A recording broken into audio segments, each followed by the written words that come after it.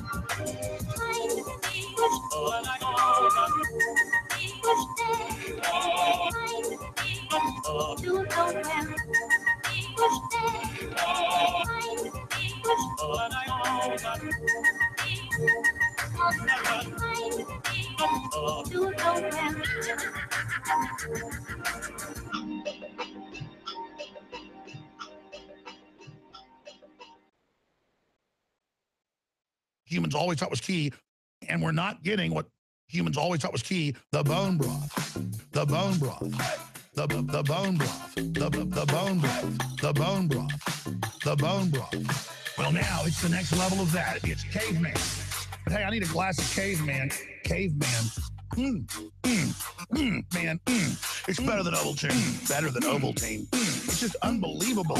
It's unbelievable. Caveman is just over the top. What in the world? But now with the milk, I was like, whoa, this has milk in it. Whoa. It tastes like good. Man, this tastes so good. Tastes like the best milkshake ever. It tastes like Ovaltine. It tastes like Ovaltine. It tastes like Ovaltine. Like good. It tastes like Ovaltine. It tastes like Ovaltine. It tastes like Ovaltine. Like good. Whoa. He trolled him. He baited him. He trolled him. He baited him. He trolled him. He baited him. I wish I was that smart. See, that's the Trump dimension. That's the Trump dimension. He trolled him. That's the Trump dimension. He baited. That's the Trump dimension. He trolled him. That's the Trump dimension. That's the Trump dimension. He trolled him. That's the Trump dimension. He baited. I wish I was that smart. That's the Trump dimension. It's Trump. The plan of Trump. And thus, by extension, Trump. Trump just trolled you. But that's okay. It's Trump. The plan of Trump. And thus, by extension, Trump.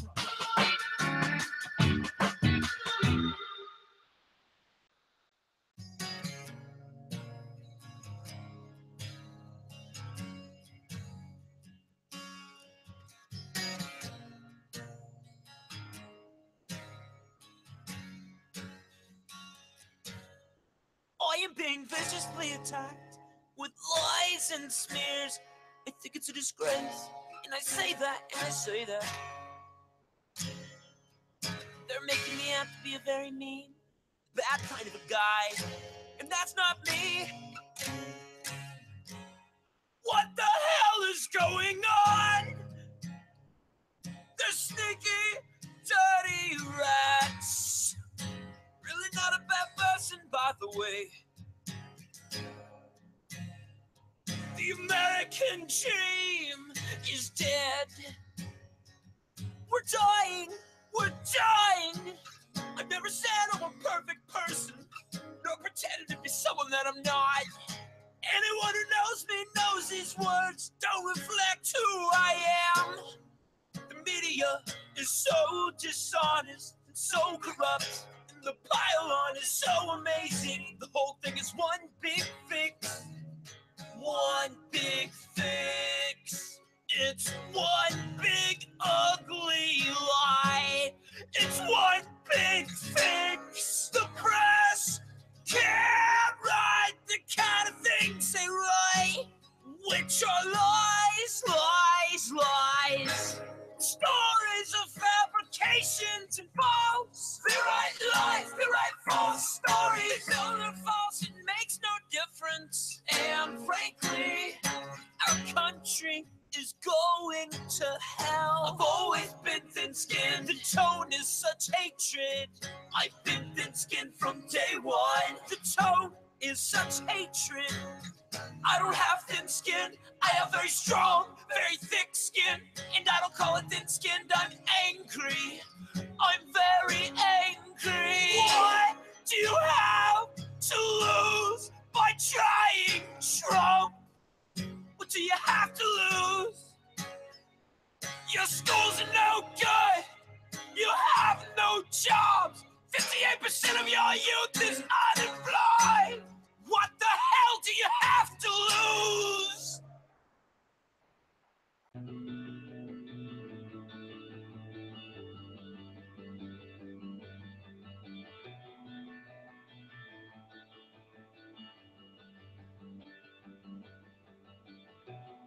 Just had a very open and successful presidential election. Our professional protesters decided by the media are protesting. Very unfair. Very unfair. I would have done even better in the election, if that is possible. If the winner was based on popular vote, but we're campaigning differently. Campaigning to win the electoral college is much more difficult and sophisticated than popular vote. In addition to winning it in a landslide, I want the popular vote if you deduct the millions of people who voted illegally. I will be asking for a major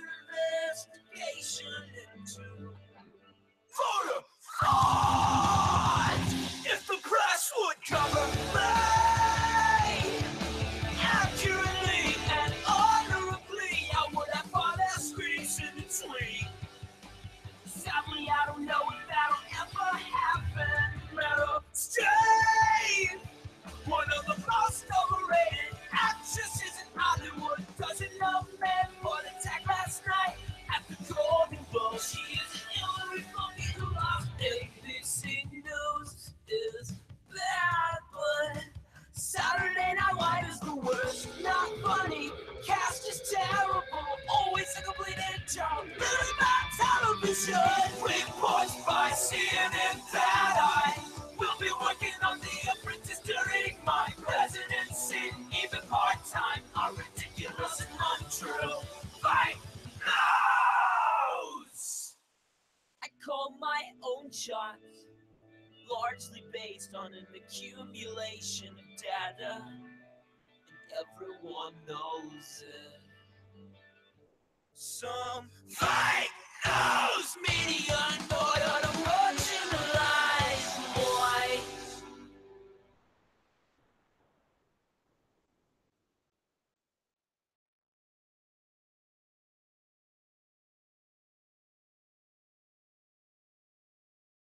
Welcome back, Hellbound Heathens. Don't ask about philosophy, we could not give a damn.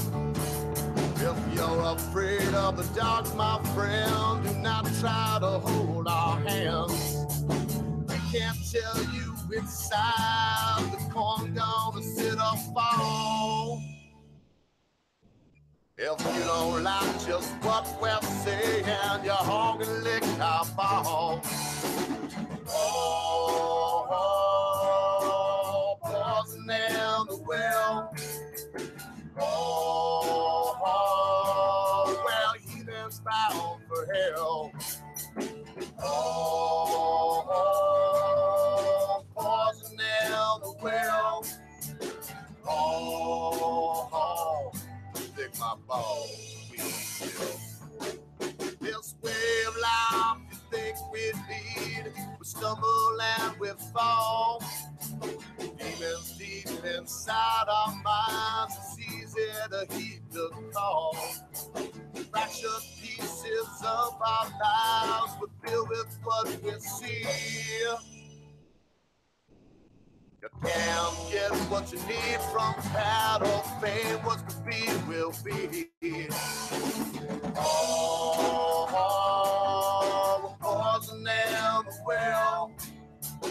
Oh, two heathens bound for hell. Oh, poison in the well.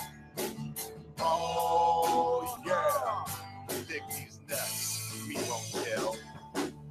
If you're not content with what you have, you know it's your own fault. Buy it into the no-man game, you're a bitch and a fucking call. Sleeping in the bed you made, love the way you scratch. That oppressive fear of what you preach, you're another for the batch. Oh, poison in the well. Oh, two heathens bound for hell.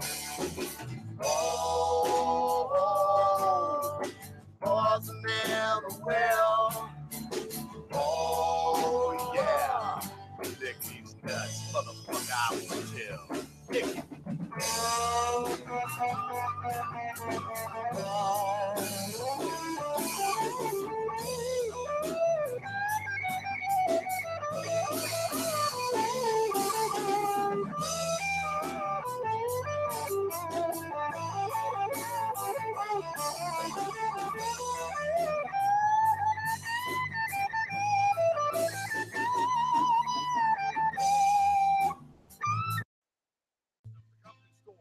The paradigm of absolute control. And that's why we're just out here doing simple things, pointing out that we're meant to be in nature and be natural. And this is where we find the source that God made to transcend the New World Order. And that's why they want to try to keep us out of it. I'm angry. I've had enough of these people. They're a bunch of Christian murder scum. They're on giant death factories keeping babies alive. Selling their body parts. What more do you need to know about these people? I go out and face these scum. They literally crawl out from under us. They have green looking skin and they run around screaming, we love Satan, we want to eat babies.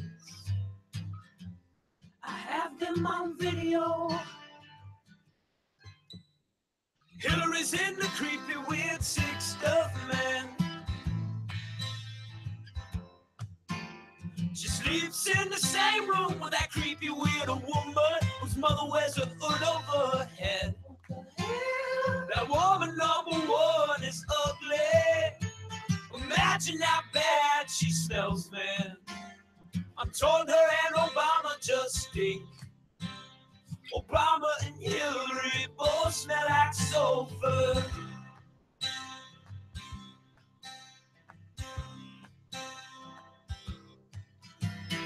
Literal vampire pot and the goblins are hobbling round coming after us.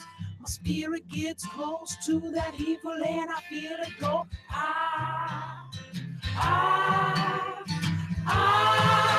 We're such self-centered crap. We don't even notice and itself rising up against us.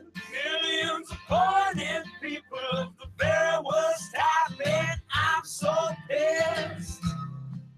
We're gonna steal your daughter at the mall. We're gonna steal your wife, your son.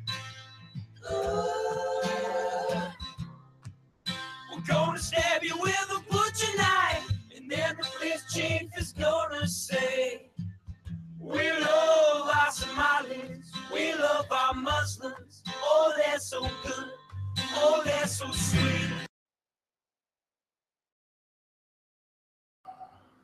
Oh, Lord. Everybody calls himself my friend. Probably gonna leave me to fucking die today. Hey, listen. Everybody out there's been ill before, right? Been down and out, been ill.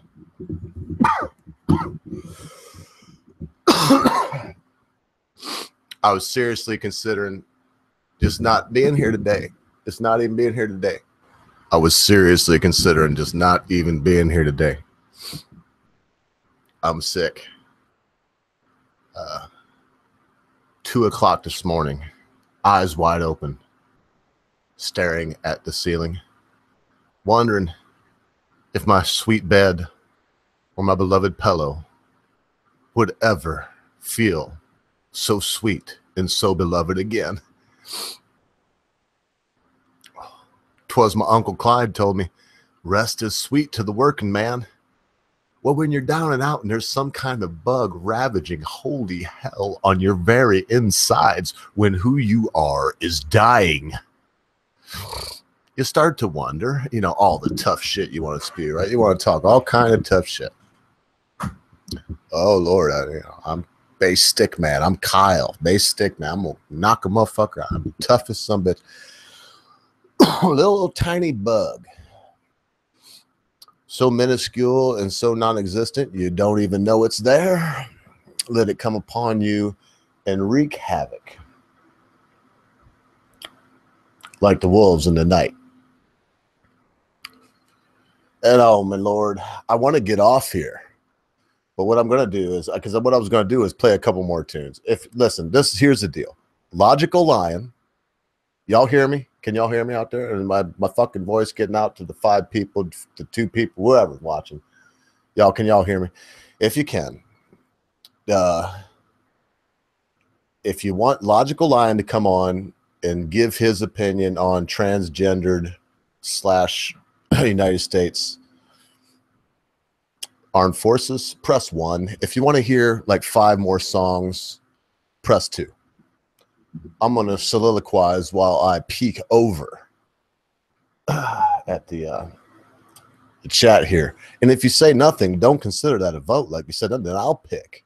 You want me picking? You want me making your fucking decisions for you? Do y'all want me making your decisions for you? I'm going to guess no. Because if you do, there was today, I'm going to say this before anybody gets in here. Some shit went down like twice in my life here. My life on, this thing 2 times now. Shit has went down. And I was part of it. Today, I was held out. I was offered. The bait was cast. The die was set. And I was enticed, invited, and allured into considering the idea that I would want to even speak to some of these people.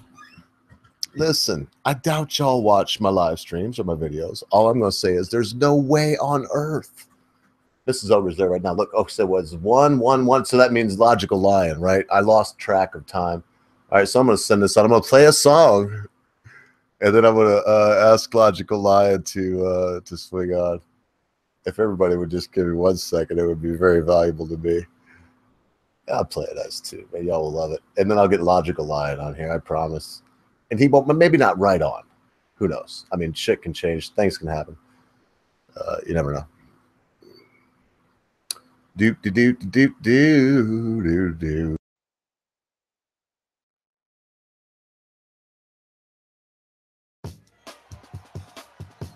Love the flow. 69. Now it's time for new, believable people, and we must do it. If we don't control insiders, this will be over and over. To lead by an any big fat love, find common ground to hold the spread of lies, and we must do it big fat love, find common ground to hold the spread of lies, and any America first, America first, non-fatal. We want to build a much better, believable people, and we must do it non-fatal. Communication very much higher. America first. To lead by an any insiders fighting for insiders. Time to stop. Insiders fighting for insiders. More of insiders fighting for insiders. Time to stop. Insiders fighting for insiders. America first.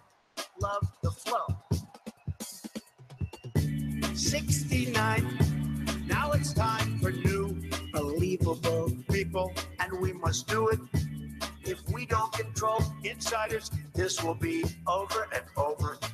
To lead by an any big fat love, find common ground to hold the spread of lies, and we must do it big fat love, find common ground to hold the spread of lies, and any America first, America first, non-fatal. We want to build a much better, believable people, and we must do it non-fatal. Communication very much higher. America first. To lead by an any insiders fighting for insiders. Time to stop. Insiders fighting for insiders. More of insiders fighting for insiders. Time to stop. Insiders fighting for insiders. America first. Mercy. Man, you know what? I need a fucking producer so bad. I did that fairly quick. I mean, it wasn't the fastest thing I've ever done in my life.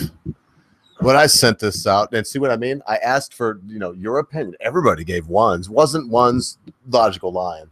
And so you faggot Logical Lion. If you don't show up pretty quick, nobody gives a shit about what you think when it comes to transgender shit.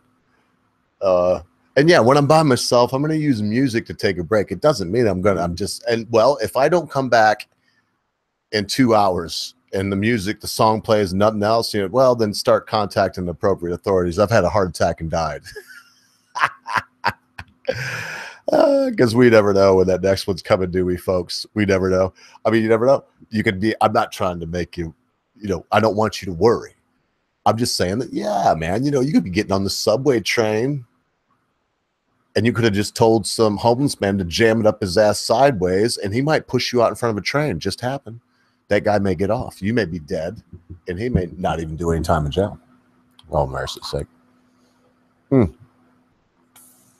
I actually packed this so heavily I can hardly hit it. Logical Lion. Let me just introduce you here real quick, sir. I will give hopefully what will be the ground floor. I won't try to, and if you don't want to be seen, common sense, I can see your fucking face.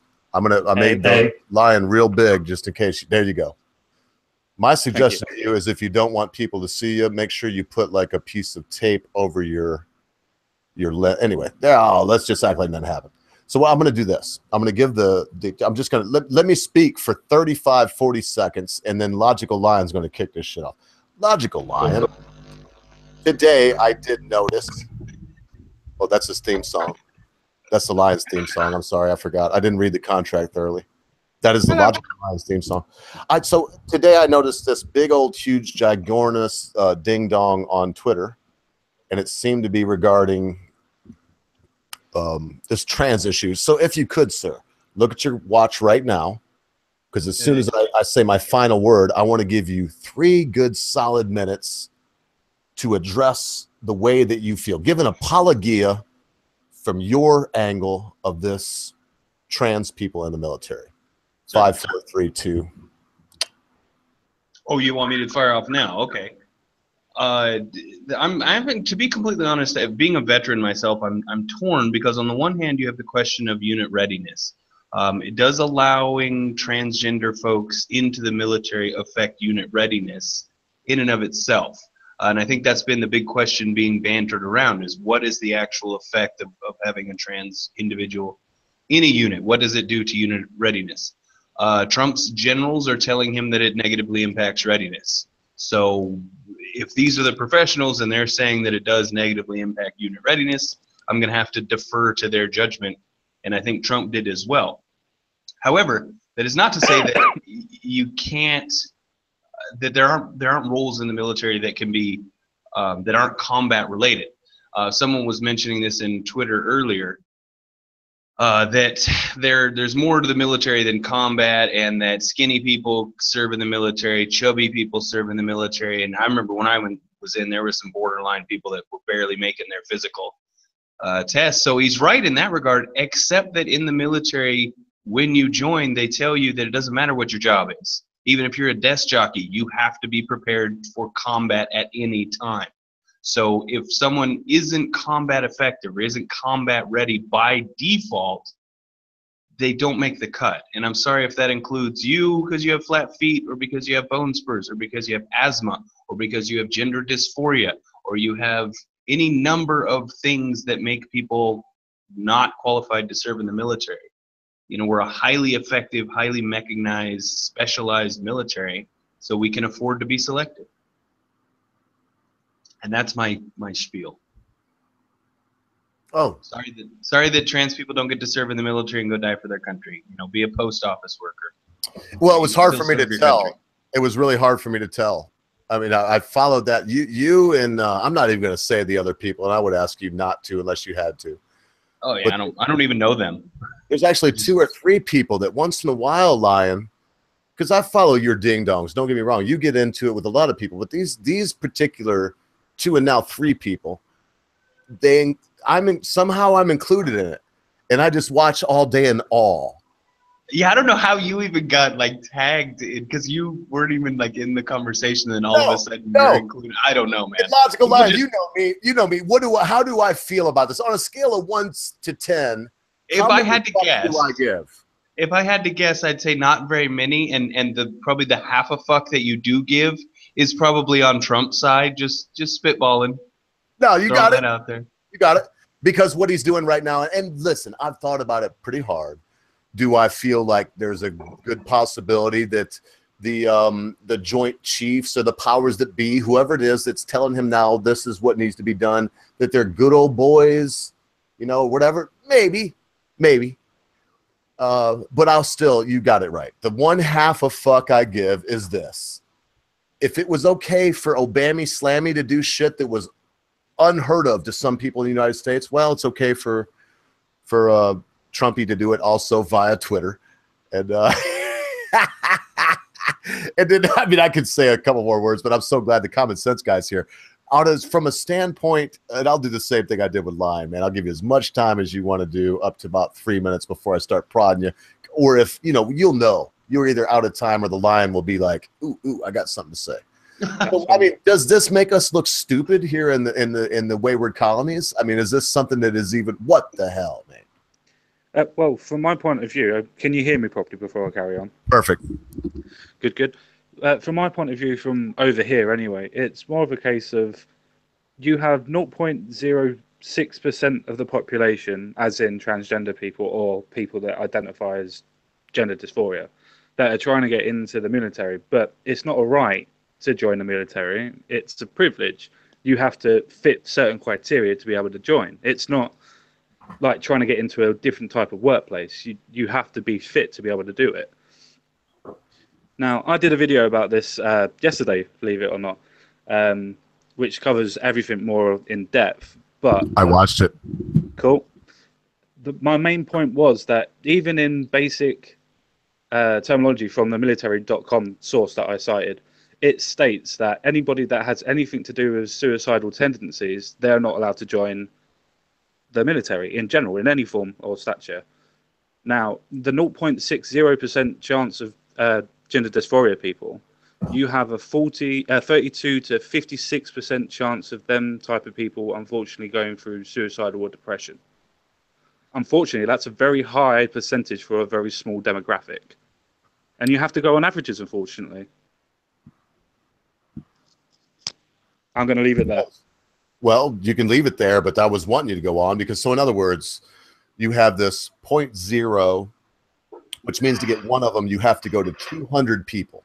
And every 200 people, there's 1.2 transgenders.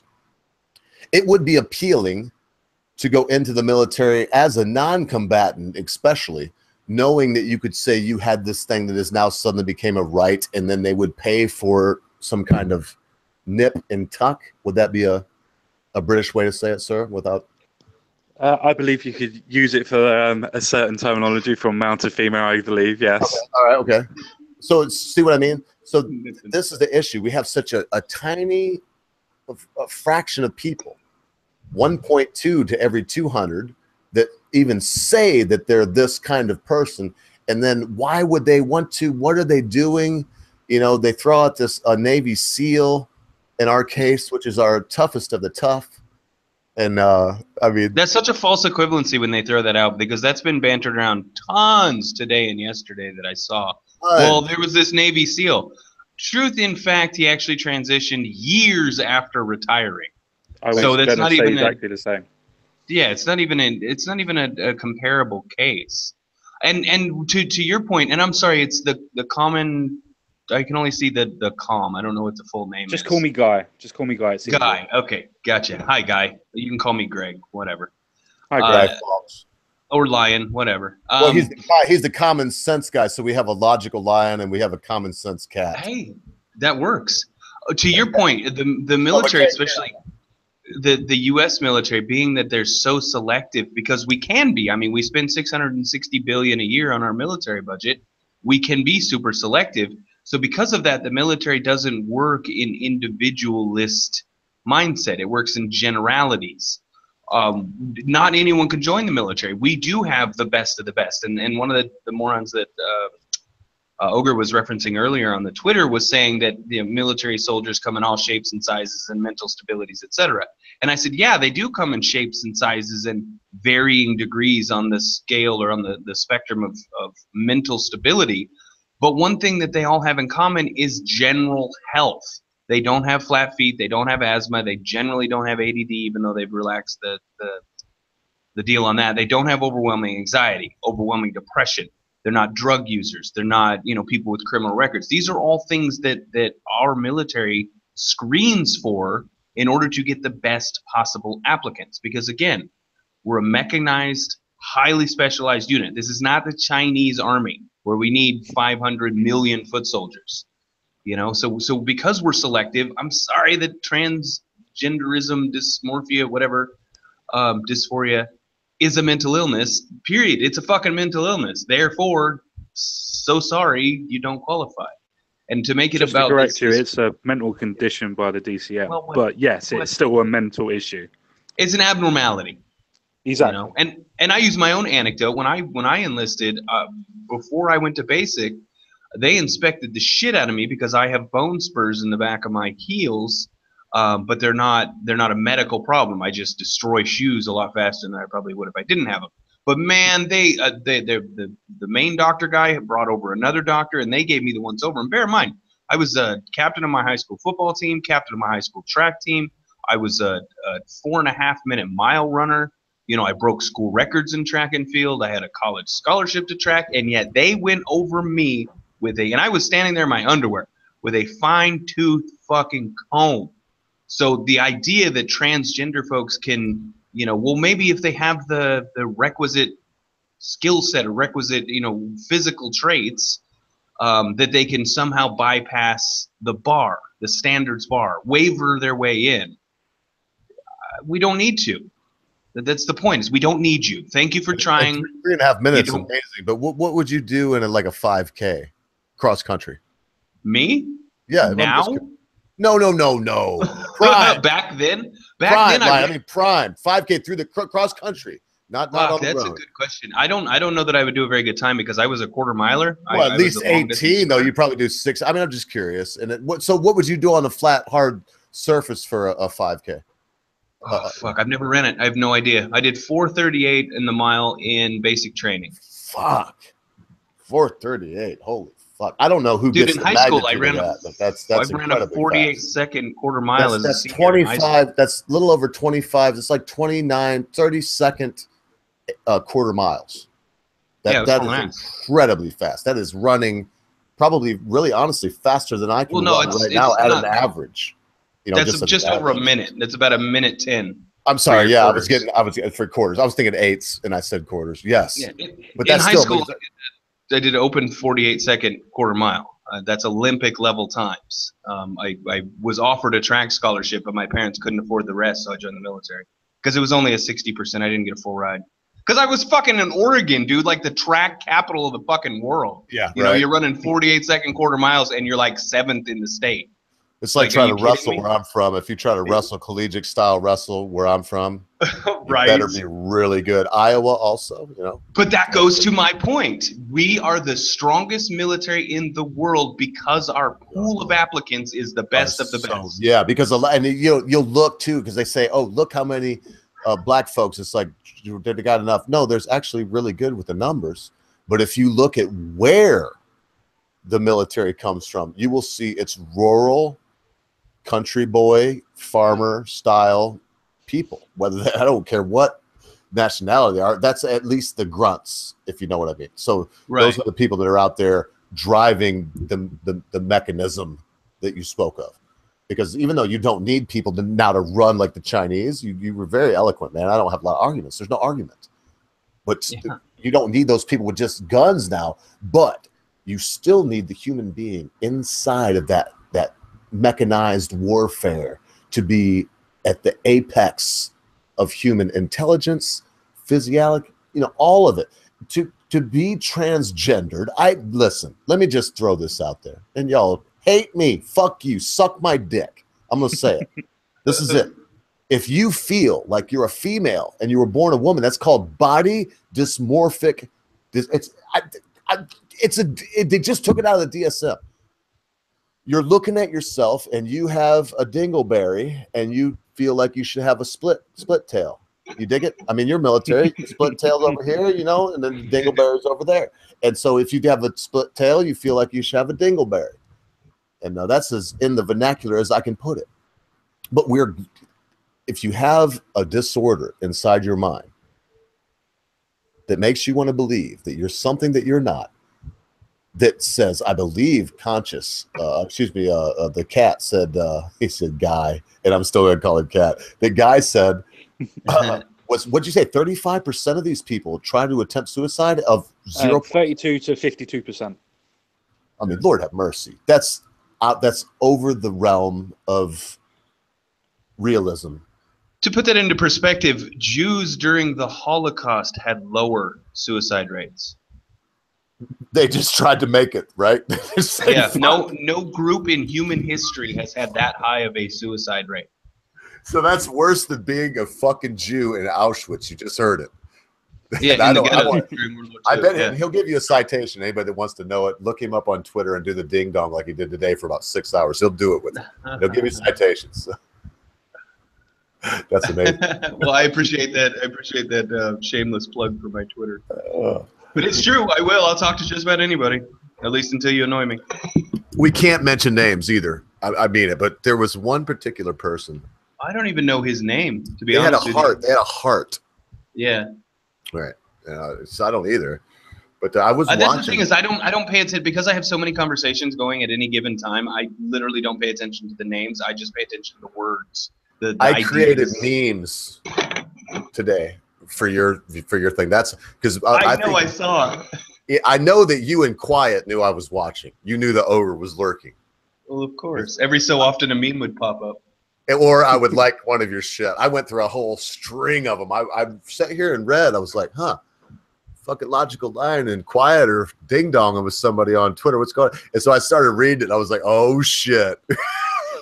Yeah, I was actually trying to engage in a fairly intellectual conversation, and Quiet was shitposting like a boss, dude. Every other fucking tweet was some He's bullshit. the fucking boss. Yeah. He's a cool guy. He's fun to talk to. Quiet was hammering. You know what he was doing? He was hammering the IPAs, man. He had that India Pale Ale going down like water. Anyway, I feel that unfortunately, as with all things transgender, it's much ado about nothing. I think all of a sudden a new group gets added to the list, the massive list of people who don't qualify for the military, but because it involves people's genitalia in the modern genitalia rage culture that we have, it has to be some big deal, especially because it fucking came from Trump. You know, if it was Mattis who came out and said, you know, I've decided blah, blah, blah, there would be blowback, but I don't think it would be nearly as severe. Well, Mattis is the warrior monk, though. He can do whatever he wants. I like this one. I think it was from Quiet. Was that from you? You were Quiet. No, that was Thorn. Oh, Thorn side. All right, Thorn side. I did like, I'm sorry. And he opened it. I was like, fuck you. That was good. Y'all inspired me. Some people inspired me to memes today. They really did. Thorn and I, for those that don't know, we have that Sunday show that we're doing now called To Be Determined. It's on Central Time. Oh, I didn't know you were just. So that's you. Yeah, that's Thorn and I. That's our show. Listen, but you two need to get together and need to get your fucking shit together, Lion. I fucking went to his shit. I'm looking. I'm like, oh, it'll be To Be Determined. That's bad. There is no link on Thorn, which is one of my favorite Doberman dog was named Thorn. Man, that's why I'll never forget that person's name. But there was no link on their shit-eating Twitter to any kind of YouTube. So get the fucking, give me the link. Okay. Thank you for pointing that out. I appreciate it. We'll definitely rectify that. Rectify that. Yeah. This was my favorite one I did today. It was inspired by, I think, somebody, like I said, we won't really mention. This was good too, though. This is not me, but it's like, what happened? Hillary Rodham Clinton. And then the caption is the only book that posits a question and answer on its own cover. That's funny. By the way, I'm working on an article right now about the musical chairs at the top of the DNC. You've been following the DNC lawsuit at all with the Awan brother Imran getting arrested finally? And Wasserman Schultz? Yes. So that goes and ties back into them double dipping like you were. Oh, hell yeah. Okay. Oh, yeah. No. Oh, dude, it's so big. It's so big. I told you about Donna Brazil taking over. She was the DNC chair, and then she stepped down to get a job at CNN, putting Tim Kaine in the position. All of a sudden, Tim Kaine becomes Hillary Clinton's running mate, clearing the path for Debbie Wasserman Schultz to take over the DNC. Like, this whole thing has just been this massive planned offensive to try and get Hillary Clinton in the White House, and it blew up in their faces. Kaboom. Anything to do with Clinton should blow up in their faces. Well, I can't believe this Imran guy didn't flee to Pakistan with the rest of his family. He's going to jail. I want my memes to blow up in their face. Yeah, dude, that one was so good, too. We will tell them trans is normal. I love that. Did you make that legit? You made that? Yeah, I made that shit today, nigga. Fucking made that shit, man. Best. That is so perfect. All the ones that you see that are like this, I mean, that's not really special, but I made that. Well, now, who is that? Is that the guy from Quantum Leap? Who is that? No, that's most of my memes are from Dr. Strangelove, and this is okay. So that's not Dean Stockwell, I think is the guy's name. Oh, did we lose Ogre? Did we lose me? Shit. No. Me and you are still here. I think we've lost Ogre. Okay, good. Whew. So as a, I assume you're British? I am indeed, yes. Okay, how does this look on the world stage, this whole kerfuffle about the trans? From what I've seen and what I've spoken to most, I use the word normal, but I use that as a derogatory term. Most average people, they're not really that bothered. It's like, it's America's business, so let America get on with it. What they want to do for their military is up to them. But then you get the people that are on the left that are just, no, they should have the right to do this, they should have the right to do that. And you, as you've done today on Twitter, you try and tell them, well, no, it's the military, it's quite highly sought after, so they have to put things in place so not any Tom, Dick or Harry can join. And they're like, no, everybody should be able to do this. And it's just like, no, they shouldn't. There's a reason why things are in place. Just follow the rules for a change. Yeah, change. That's interesting. Well, I put that in though because it's just like they want to change the rules to suit themselves rather than going, well, the rules have been here for a long time and it's worked for a hell of a long time. Maybe we should follow them. Nah, that doesn't suit us. We'll change them. Yeah, exactly. You think it's this expectation? Oh dear. What does that mean? Ogre is no longer presenting. Oh, that's just his screen. Okay. Anyway, do you think it's this helicopter parenting? Do you think all the bullshit that's going on with college campuses right now is causing or has led into this whole event? Because I remember when Mattis was getting his confirmation hearing, they asked him about this specifically on the trans issue. Are you going to do anything about gays in the military? Are you going to do anything about trans in the military? So, I mean, this seems like it's been brewing. It looks like it's been brewing, but I think, like, I'm going to name drop, obviously, Sargon, but if you look at what Sargon's done in the past, he's always said that people that are on the left seem to band together. So you've got your feminists, you've got your socialists and the people like that all seem to band together. And I think what's happening is they're realizing that they can't win the individual argument, so they're trying to band together to overwhelm the numbers of normal people. Again, derogatory term. At least that's what my opinion is, anyway. Do you see a future? I mean, do you think Trump is going to backpedal at all, or do you see this as being set in stone? Well, to be honest, because he's commander-in-chief, I think it's pretty much set in stone. He doesn't really have to go through Congress to get that passed. I mean, Congress can try and pass a separate law to try and counteract it, but because he's passed it, they can't really do anything to it. Yeah, so good I think luck. It's set. That would be a constitutional crisis, because it's specifically enumerated in the Constitution that the president is in charge of the military. And I think one of the major problems of this topic, and pretty much any trans or social justice type topic, is that you get people who are woefully uneducated on the topic trying to argue from a position of ignorance. One of the people that Ogre's referring to made the comment earlier in our little spat that we were having that it doesn't matter anyway because the Congress asked the DOD and the DOD said that the trans were just going to stay put, so it doesn't matter what Trump says. And I tweeted back, I'm like, who do you think is in charge of the military? Legit question, please answer honestly. Who runs the military? Because if you don't know that, we can't have a meaningful discussion on this topic. And I see that cropping up on all of these subjects, is that I'm arguing with people who don't even have a grasp of the basics. Well, I think that's honestly quite true. A lot of people seem to argue from a point of morality rather than an actual point of education or knowledge. A lot of people just go, oh, that feels wrong, so it must be wrong. No, there's rules. You follow the rules. That's what we've been governed for at least 2,000 years. Stick to it. It works. Is it an effort in futility overall to engage with these dumb shits? No. I've always found that 9 times out of 10, when you're having the discussion or the Discord with the dumb shits, if you quite rightly said, you tend to actually find out that other people seem to like and follow your comments. So 9 times out of 10, you may not convince the person you're arguing with, but you are convincing a wider audience in general. All right, that was going to be my follow-up. Is do you think it's worth it because of the overall reach? Yeah, definitely. Hey, Ogre's back. Yeah. No, I definitely think it's worth it. If you've got a different terminology or a different ideology in general, it's always a good idea to talk about it. Because if you don't talk about it, you can never have it challenged. And if you don't have it challenged, you can't make it better. It's as simple as that. So, hang on. I'm sorry. I'm having mic issues. How do we overcome the willful ignorance of folks that I was talking to before, or do you think that we should continue to hammer against the stupid for the benefit of those watching on the periphery?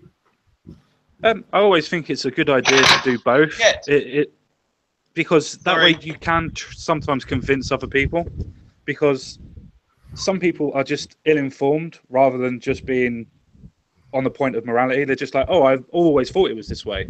And then you kind of show the citations and most people go, oh, okay then. It's like with our Brexit, where obviously a lot of Remainers are like, oh, you're using Project Fear and whatever. Where if you show them the citations and what actually happens and what can happen, most people go, oh, okay, well, it's not as bad as I thought it was.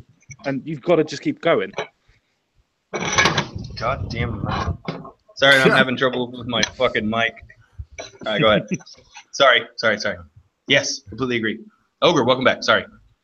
Oh, no, I've been back. Oh, thanks, though, for cracking on like nothing happened. My internet goes, man, I'm way in the country. I'm not in Cambodia, but I'm way in the country. They got better internet in there. There is a part of Michigan. It's called the Thumb.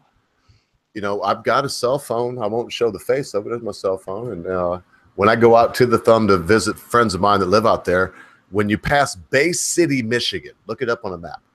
Past Bay City, Michigan, you're heading east. By the time you get to Unionville, Michigan, look it up. You'll see how it connects right along the coastline of the Thumb. You get weird messages that say you're out of the country. Try to make a call. If you live in Michigan, you can't. You can, but it'll cost you $50 because it's like, oh yeah, because it'll be like you're out of the country. There's Thumb Cellular. It's so weird because the Thumb of Michigan hangs out in international waters, so to speak, of Lake Huron, and they're pretty much Canada. At least the cellular company feels like they're Canada. That's funny. Way out in the boonies. Yeah, I live way out in the nowhere. I'm further away than they are. I'm up and I'm in the middle of the mitt. The middle of the mitt. Yeah, middle of motherfucking nowhere. BFE is what we call it. I always think of you as being like down south, like Texas. Well, I've lived. I mean, it's catching up. It's catching up. What they say up here is I've got a lot of snow in my shoes. But I'm Florida, North Carolina, Kentucky. Well, I was just throwing that out there because the Aunt Jemima do-rag you got sporting right now. No, I'm dying. I'm wearing this because I'm dying today. The old lady brought it in. She's like, oh, I thought you had like cancer or something. Yeah, that's what I'm telling you. I'm fucking dying. I come on the stream today and tell you I'm fucking dying of cancer. I thought I was going to get better in like 4 or 5 days. The Britisher said he had some shit. Apparently, it was like nationwide, country, worldwide, because I got aimed down, man, fucking a couple days ago. And I'm dying. If I may make, I mean, did you read the caption of the show today? No, because you never sent me the link. It says I may not make it. Yeah, thank you, Catman. Catman, sorry. Yeah, thank you, Guy. I'll get better at this. You'll see. The Britisher will stick up for me, sir. He knows. And when I'm on my normal days, I'm fucking good. But I've had I drank a bottle of like a Robitussin DM today. But you never know Robitussin DM. Go get a bottle and drink a bottle of it, and then come and tell. I have no idea what that is. It's a mild hallucinogenic that feels kind of like a combination of methamphetamines and psilocybin and LSD. So on a normal day, a very good trip. Oh yeah, if you don't feel bad at all, go get a bottle of Robitussin DM. You got to drink the whole thing, and you'll puke like 3 or 4 times. Believe me, before it actually kicks in and gives you what I'm talking about now. But once you get past that roller coaster of, oh, I'm so sick, I'm on a fucking ship that is so far from land, and you do that like 4 or 5 times, and then it's, whoa, holy heaven opens up before your very eyes. I like weed. Oh, here's to you. Here. Yeah. This is some premium shit too. This is. Oh, I'm so jealous. It's wax, It looks like a booger. Nice. It's butane extract oil, BHO they call it. Butane hash oil. Ooh, I used to like hash more than I used to like weed. I hope they don't. Well, I do too. I hope they don't. I still do. I hope they don't fuck us, man, like they do in Colorado, because Michigan fitting to go full on legal. I mean, they're up for voting it now, and it was something like 54% wanted the medical thing. And then now that medical's been that way for like 8 years, they're like, you know, they're asking Michiganders that are 75, and they're like, so now that it's been legal for 8 years, has it impacted your life? Would you like to make it legal? And now the percentages are skyrocketed, man. If they held a vote tomorrow that asked Michiganders, do you want to be the next Colorado? Do you want people to come see the Great Mackinac Bridge, man? The Straits of Mackinac, while they fucking eat some disco biscuits? The fucking answer is bring it, baby. You think you got your shit in Colorado? Come to wonderful Michigan. Come to enjoy the weed, spend your money, and love the scenery. And then get the fuck back wherever you come from. But we want your money, and we'll sell you marijuana. That's what that's what it's coming down to. Isn't Detroit in Michigan? Fuck yeah! Is that a serious question? You're hurting my feelings. Isn't Flint in Michigan? Fuck yeah, man! Fucking Flint, fucking A, man. Second Motor City. Isn't Michael Moore from Michigan? Oh yeah. If you watch Roger and Me, I walked those streets as a child, as my mother remarried a gentleman from Flint that was in the V8 motor plant for 38 years. He made crankshafts. That's what he did. He's still alive. He's still alive. 83 years old. They figured he'd have died years ago. They cut off his pension. He lived so long. Wow.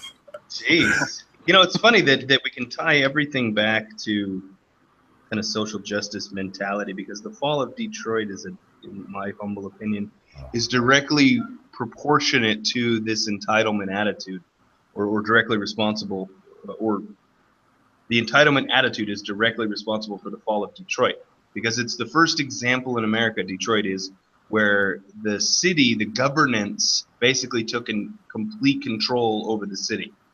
And publicly owned, opposite of privately owned, as much as they possibly could. And the end result is that Detroit, you basically collapsed in on itself. What was that? Do you disagree with that, Michigander? No, I'm listening. I just put my real shit on. This is my, it's sick vision. So I can do this if I'm going to puke in the basin that's beside me. Oh, nice. And then I also have my wall of fame. You see Cabbage Patch Bastard. Of course, you have the ever-loving Tigerson. You got RPR. You have Count Dankula, one of our first big guests we ever had. My beloved co-host, who's fucking taking the day off. You're taking the fucking day off. I'm taking him down. He's fucking... Where's my producer? I'm fucking taking him down. I'm sick as fuck. You don't even show up. Oh, and then there's Amanda Wolfchild and Day is Dead and Staggerson Jags, the American Flags, and the Finer Print, and then there's Conscious Caracal. I mean, I just got I realize I'm so fucked up today and sick. I mean, I mean it. I invented characters so good that I got asked today by people that were taken in by a couple of the characters that I created panel. I'm not even kidding. I created a couple. I did some shit. What I mean by that is I did things that were in no way me. In no way me. And I presented it in a way that it's still a legend today. And I was asked today in private. So in private, if you are fucking watching or watch later and you thought that I would bring it up, I won't. If you faggots do, it means I still win because I haven't mentioned any. I don't know, man. So what I'm trying to say is it's irrelevant because I'm not going to go, that's it, man. Anybody who fucking cares to know would know who has been in a spat with the ogre because they're social justice warriors and white knights. Because I'm the king of the trolls. I called myself the laughing ogre. I have retired from trolldom, and all that shook before my mighty force now lay at rest and at ease in their bed. And so be it, man. It's fine. But I don't know too many people that with their cohorts that I also won't name just crashed live streams. Logical Line crashed them. I wasn't even wanted there. Nobody that I brung was wanted there, but we did it. We had ends and whatnot, and you know, cancer stream. That's why I'm doing my thing today. I feel bad for myself, so I'm having a cancer stream, right? I got the fucking flu, and I'm gonna fucking die over here. And who gives a fuck anyway, right? Are we all gonna die? Who gives a fuck? Who gives a fuck if I die tomorrow? Do any of y'all care? No. And if you do, you're fucked up. You don't know me. None of y'all fucking know me. I don't know none of y'all. If I care more than like Chris Cornell dying or this geezer Baker or whatever the fuck daggone drowning in my shit, you know, fucking, Oh, Linkin Park guy. right? Come on, man. Yeah. I mean, so they're gonna off themselves, whatever. I mean, I was bummed out about Chris Cornell too, so I'm trying to balance it out. Who? Chris Cornell, I was bummed. Yeah, right. Fucking A. So I don't even have to segue. That you just, I'm telling you, I'm sick. I would have caught that right away, and you know it, Lion. But that No, was I was right. actually being serious. I have no idea who that is. Oh, who gives a fuck? Some fucking. Well, yeah, exactly. It's all subjective. Everything is fucking perceptive or perception. I thought about this morning. I woke up sick. I got some tequila in the back, like way up. It's like medicine. Broke that shit out. I looked at it really hard. Oh, I got the Robitussin out instead. I don't know which is worse or better. After the whole fucking guzzling the Robitussin and going on to what's happening now, I would say the journey to get there, I've already described, I won't again. The journey to get there is rough, but once you get there, it's better than booze. And alcohol is an easy way out for somebody like me. Somebody would they could say, we're gonna hack your foot off. Look at that foot. See, look how filthy it is. I'm a fucking farmer. So we're gonna hack your foot off right here. You give me like 2/5 of vodka, cut that motherfucker off. I think I'd have to have a bit more than 2/5. That's a lot now. I mean, but like 2/5. I mean, I would slam one. You can drink 750 milliliters of vodka in one go. Not in one go, no, but in a couple of shots. Couple of shots. So you're talking about like 15 shots. Yeah, maybe about 10. It depends on what size you put 15 is into a double cup. shot. There's 32 shots in 750 milliliters. There's 32 ounces. So if Yeah, you were to I do normally have a double cup. shot- I normally have a proper glass and try and fill half of that up. Proper glass. You mean like a teacup? No, glass. A proper water glass. Yes. Okay. Yep. Fucking A, man. I should have drank the tequila today, brother. I don't know what else to say. Because I love booze too. It takes a certain kind of person. I'm mostly Jewish, but I got a little Scottish in me, as you can see by the beard. Yeah. And that little bit of Scottish that I got says, drink fucking liquor. Oh, it's raining outside, drink liquor. Your leg hurts, drink some whiskey. You know, your old lady left you, drink some fucking booze. Yeah, that's what it does. Just need a reason. Yeah, you woke up this morning, have a fucking gallon. Celebration, you could have died. I got a crazy trip today. I was watching old films about the Hells Angels. They're from the 60s and 70s, the Hells Angels from California. When they were a proper badass. I don't think Well, so. hey, don't make bones. I mean, they're still proper badass. They're just because they have a public image, they are still a very, very nasty criminal enterprise behind the Remember, I'm scenes. from the UK, so I don't hear everything else like that. We only hear the main stories that come They from were the US. trying to, as crazy as it is, Lion, they were trying to sugarcoat what you just said that is fact. And everything I've ever seen, even when they're like, oh, yeah, we broke up that bar and we did this. Man, fucking Hell's Angels. They killed them motherfuckers at Aberdeen there at the Rolling Stones concert. They killed that black dude. Yeah. And even Keith Richards. Hang on, and you commented on this. I was watching Hunter S. Thompson doing an interview with Keith Richards today. Hunter S. Thompson was interviewing Keith Richards. It's called Studio One or something. Anyway, look it up. ABC, I believe. And man, when Hunter S. Thompson, if y'all don't know who he is, check him out. Rum Diaries, Fear and Loathing in Las Vegas, all kinds of shit, man. When he asked him what happened at Aberdeen, Keith Richards was like, well, he was trying to do shit that just wasn't done, and he got what was coming. Never came out. So I don't know. But anyway, boom. He did not rape anybody. They killed this guy there. Hell's Angels are hell.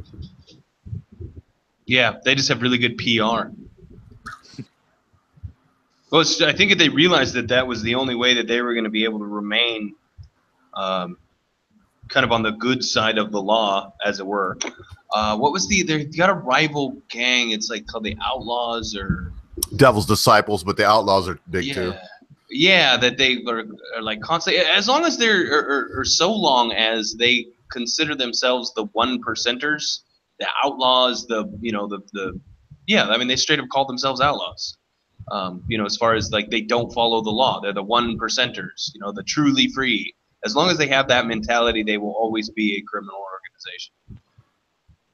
organization. And unfortunately, along with that comes violence, because you can't have any criminal enterprise without the risk of or the necessity for violence. When I sold weed in America, I had to threaten some people a couple of times, and I hated doing that because I'm not that guy.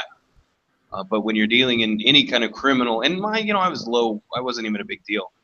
But anytime you're dealing in criminality, it for some reason because you can't call the police to settle disputes, so it has to devolve into kind of a primal interaction.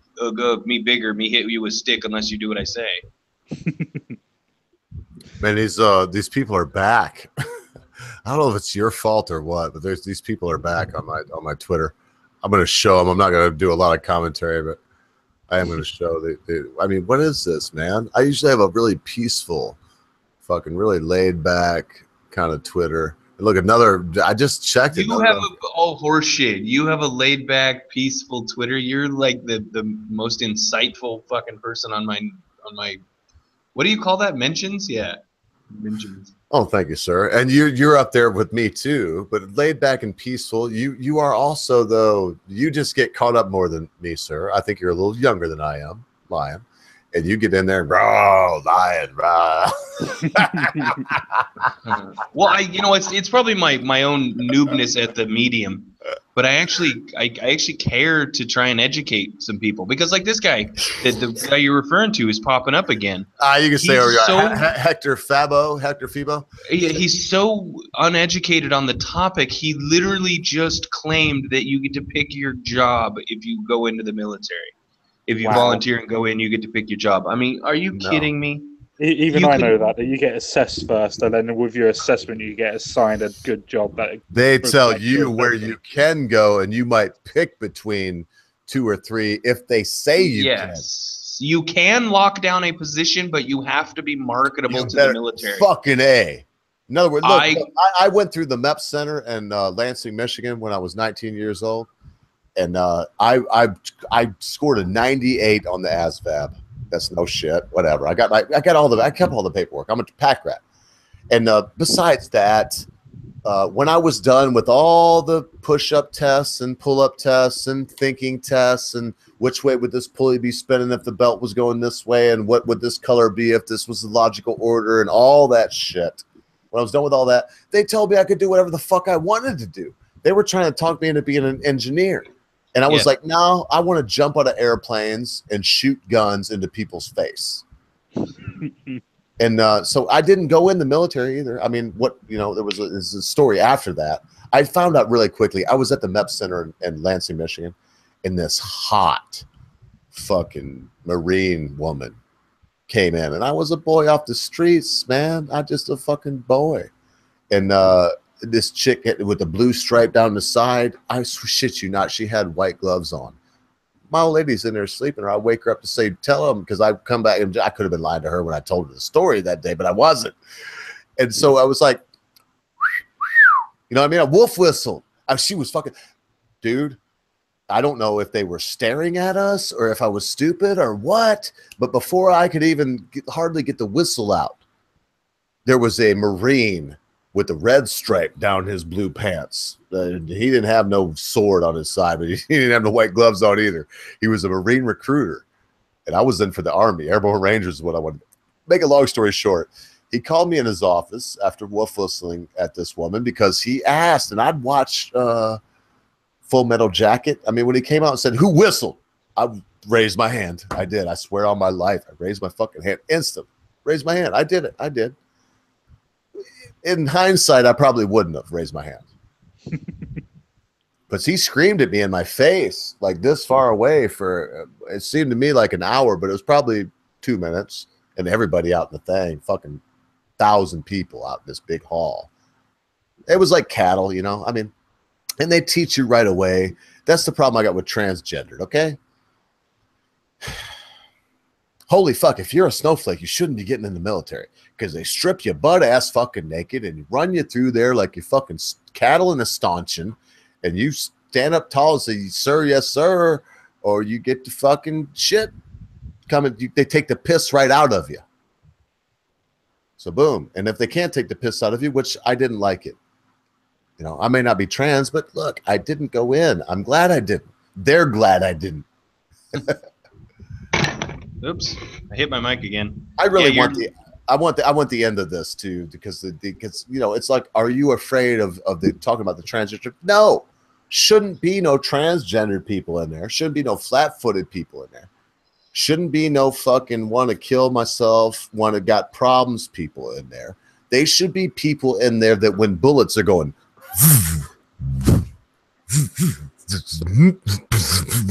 right over their very fucking heads, they're taking orders and executing them. Yeah, and that's a level of stress people don't understand. The transgender think that, you know, life sucks in America because someone called you a fag once in your life. You know, I'm sorry, that doesn't at all compare to the horror of watching your best friend get blown in half. It's just it's on such a different plane. The perspective, the reality, it's like wake the fuck up. You people are convoluting such minuscule things with the reality of being in the military. And this argument that oh, well, you can just be whatever, you can be a secretary or blah blah blah. I keep coming back to this because I keep seeing the same arguments. Not every job is combat. Bullshit. It's the military. It says on the piece of paper you sign that no matter what fucking job you go into, you have to defend the Constitution against all enemies, foreign and domestic. That may mean that the secretary is picking up a gun. Remember in 1972, I think, the fall of Saigon, when we were trying to get the hell out of there, the Viet Cong were coming faster than we could evacuate our troops. So the secretaries and the journalists were on the front lines. That's a very real possibility. If you are in the military, you get stationed somewhere and shit hits the fan. Look at fucking Libya. You think the secretaries in the embassy in Libya were expecting to get overrun? Hell no. But do you think that they were ready to defend themselves as military members? Hell yes. Logical Line, such a great rant too. But if you had to choose Hector Fabo, who would you want to talk to on air today that you would like to call out? And I give you the, you know, so I'm saying as the ogre, who would you like for me to go back? Was it Hector Fabo, or he's a waste of time? He's way too ignorant. Or Thorne's side. So if you had to choose, Thorne, of course. She's my co-star. She's brilliant. We may not agree on. Can she come on right now or not? Can you get her on? I send her a message. Yeah, I think she's in the chat. I don't know. I can't see the chat because you never gave me the fucking link. Well, I give you a link to the daggone it's in my fucking channel, you bitch. You don't even sub to me. True. You motherfucker. I'm getting shadow banned down here. I'm like 877. I ain't gonna bellyache all day. People that caused me to get destroyed. There was like a few people that used to watch this, and there are now. God bless every one of the 10 of you. But there was, the British and I never came on. We didn't have 45, sometimes 50 people watching at a time, which is still nothing. But I mean, the same people, same old people. Goading me today, Lion. Goading me. Like I don't even know what to think. I even said once bitten, twice shy. And I was actually bitten twice. And so what, twice bitten, thrice stupid? I mean, no, thank you.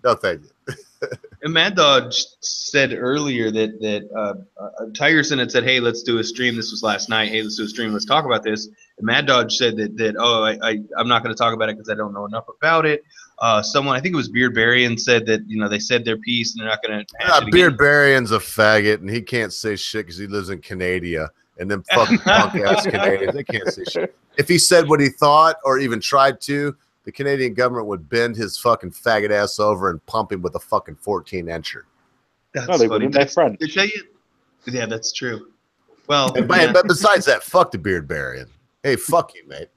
Well, but I disagree with the concept that because it's been discussed before, or there's a risk of ad nauseum, or because it's this controversial hot button issue that, you know, you say your piece and then you're done with it. No, I disagree with that, because as long as there are people out there like that fine, upstanding gentleman that I would like to point out the Britishers here, so no more foul language, and everybody act like that I haven't done any kind of cough suppressant to get me to be able to leave beer. I will just basically put it down to your being still in a fever, Mr. Ogre. Did you notice, Britisher, I'm dying of cancer, so I covered up. Obviously, having seen Poisoning the Well recently do a pirate routine, you have obviously decided to go the same way. Oh no, I'm dying. And I would just ask that if you love me, and my passing will mean anything to you, swing by the British channel and put $5 in his Patreon. God bless you all. That contract's still going strong. God bless you. God bless you all. So what are we talking about other than Oh, we had some shit on the table, mate, but and I will try myself, but I'm telling you, brother, I drank a bottle of Robitussin DM because the last thing that you actually sent me on DM, Brett, I mean, I was not going to do this today at all. And what's been keeping me going is that, you know, the Brit said he'd be late, but he would be here. And I wanted to see you today, mate. But you can, again, you can see by the headgear, I've resigned myself to death. And the only reason I'm upright, I found myself laying in bed staring at the ceiling last night because it was so long going that I couldn't sleep, and thinking to myself, death couldn't be much worse than this. Well, given that I believe that I've already had a share in that particular virus, I sort of know what you mean. No, this is the American virus, mate. It's just like you Brits couldn't come over here and do shit. We whooped y'all's ass. We were just shit-eating farmers, man. We were just trying to plow the field. Y'all come over here, we whooped your ass, and that's how tough it is over here. So that came here from there. And well, it got our mistake was that we were relying on some Hessians to do the job for us. Well, and also we would sit up in the trees and plick y'all off because you had them big red coats on. We should have sent over some Scots, you know, like Count Dankula. I noticed that you liked one of my memes today, Brett. I noticed that. They would be used to climbing trees. And we're going to talk about Dank. I would actually, Britisher, I would love it if while I ask you this, you get your fucking mind right, and you got like a couple minutes on the Dankula thing. And I love you two that are here, Logical Lion and this other cat guy. Fuck yourselves though. I'm very ill. I'm only here waiting for the Britisher. I really appreciate you coming and saving the show as my internet went off the line, and also my brain is, what did I say, Britisher? Like Wednesday, I was maybe 50%. I might be 30%, man. I don't even know. So effectively, rather than improve, you have actually... I put the camera on for a reason. Can you see the pallor of my face? You know how tanned I am, but can you see the pallor of my face? So basically, death is imminent. That's what you're saying. I have not eaten anything, nothing, in 48 hours. And in the last 36 hours, I've had a bowl of soup, 4 fake sausages, and I mean, in the last 3 days, I've not eaten a whole meal. I can't eat. What you're trying to tell us is that you're effectively in a competition with Boogie as to who can lose more weight in the shortest possible time. And Brittany, you were here when I had the juice. Remember, I was like, "Ooh, this is like," because I felt bad that day, and I was all tough guy, right? I was like, "The Britisher can do it. I can do it." Remember that day? Remember? Seems like it was 100 years ago, but it just happened. Oh Lord, I can't even drink the juice anymore, mate.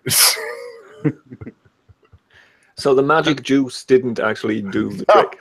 No, I'm ready to get some onions. Well, then again, if it weren't for the magic juice, who knows what condition you would be in now? Yeah, well, and I'm finna get we might in fact be looking upon you on a stretcher. On a stretcher. Hey, listen, and I know we just met, but I feel like if I died like cold out dead, Mrs. Ogre would get a hold of you. You know that. She knows how to get a hold of you. She'd get a hold of you. I would fully expect you to come to see my corpse before they buried me. Because I blame you for this. I mean, I didn't even know anybody was sick. I didn't even know anybody was sick. I didn't know anybody was ill. And Rich's like, oh, I feel bad, mate.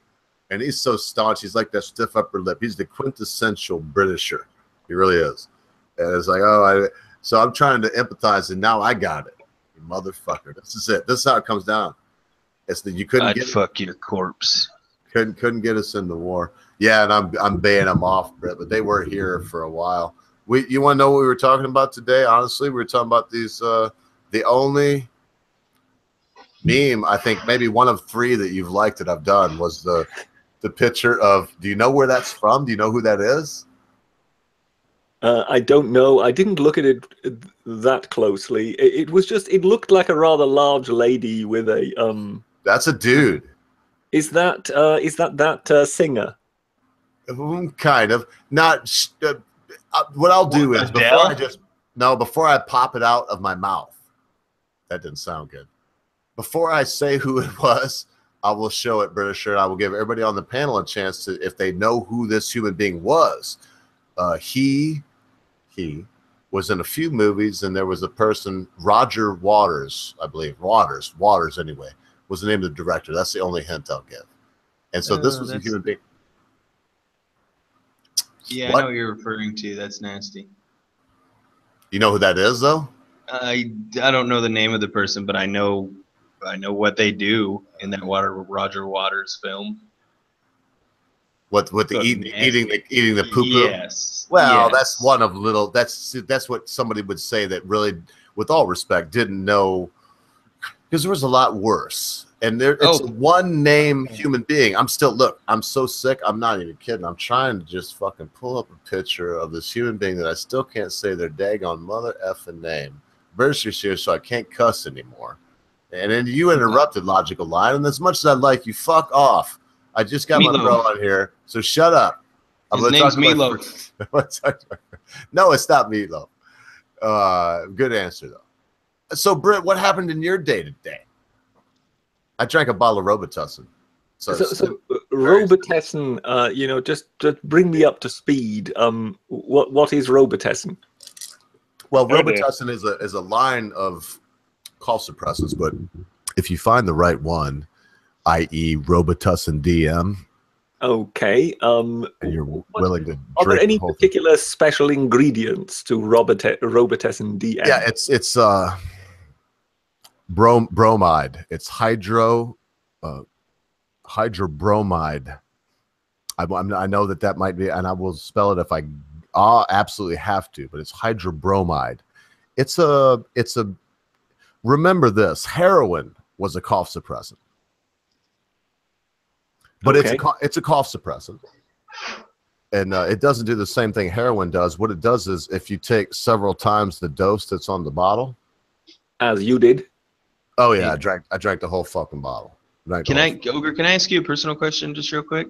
No. Okay. So what I was trying to tell you is it's if you drink the whole thing, which this one was like it's 8 ounces, and they said it was an ounce per dosage. I took 8 times. You will expectorant, you will vomit a couple times at least, and you'll feel really sick, like you're seasick for about 45 minutes. It'll come in like in waves too. You'll feel really good. It's like, oh, that was the best thing I ever did. It was so good. And then you'll be like, oh, I'm dying. For me, I just stay at the toilet. And then after that, you have this wonderful euphoric feeling where it seems as though nothing will ever be wrong in the entire world. And in fact, that you could figure out any mystery. I mean, if they set the rubric in front of you, to the keys to the kingdom, the rubric was in front of you, Britt, you would just boom, boom, boom, boom, boom. Oh, okay. I believe that, just from observing you, I believe that it might have some other side effects. Oh, what's that? Well, perhaps a certain level of merriness. Oh, yeah, I was going to die, and now I feel like I may live. Okay. Yeah, see, I don't drink cough syrup. I don't take any Advil or anything because I'm vegan, so I don't get sick. Sorry, what? I said I'm vegan, so I don't get sick. Yeah, that's not true. Yeah, when he Andy Kaufman style dies at 40 whatever 32 because he was like transcendental vegan, we'll all say we're sorry, Brett. We will all eat a hamburger in his memory. If I had $1 for every teacher that said I was gonna fucking die before I was 28, I'd be a millionaire. And I'm 42. I'm only 43. So if I can only make it through this, Britisher. Britt, when I die, you can make a hamburger out of me, brother. Eat me, baby. Hey, Britt, will you do me a favor, sir? Because I'm high as a kite. I'm not even gonna joke with you. This just came into my head too. So if you want to hang up now and be like, oh, fucking Ogre just drank some cough syrup and I don't want to be affiliated with him at the moment, that's fine. But I'm gonna look up my favorite quote, and then we're gonna bullshit with these people. Would you give us a quote of yours? The quote of the day for the Britisher. It's Friday, mate. It's Friday. It's Friday. It's not as if you're putting me on the spot at all. No, and then no. Well, I'm not, because I'm telling you, it would be at any time. I'll be here at least an hour and a half from right now, because of about an hour and a half. I'll be saying it. It's about time. You know me, Brett. I'll be like, it's about time, and and that will mean another. So it tops 2 hours. I'm gone. So within that time, and I will do the same, man. I want to get a quote, and I will wait for you. And hell, I give it to these fucking faggots too, man, because they're just peons that just came on. So if either one of y'all, in fact, right now, if you want to stay on this stream and don't want me to kick you off instantly, you must feel deeply appreciated, right? Lion, give me your favorite quote in 5 seconds, or I'm kicking you out. These peons. That's good. Well quoted. All right, I'm not going to go on to the cat now because he'll get me. No, go ahead, cat. 5. He hits the mute button. I love it.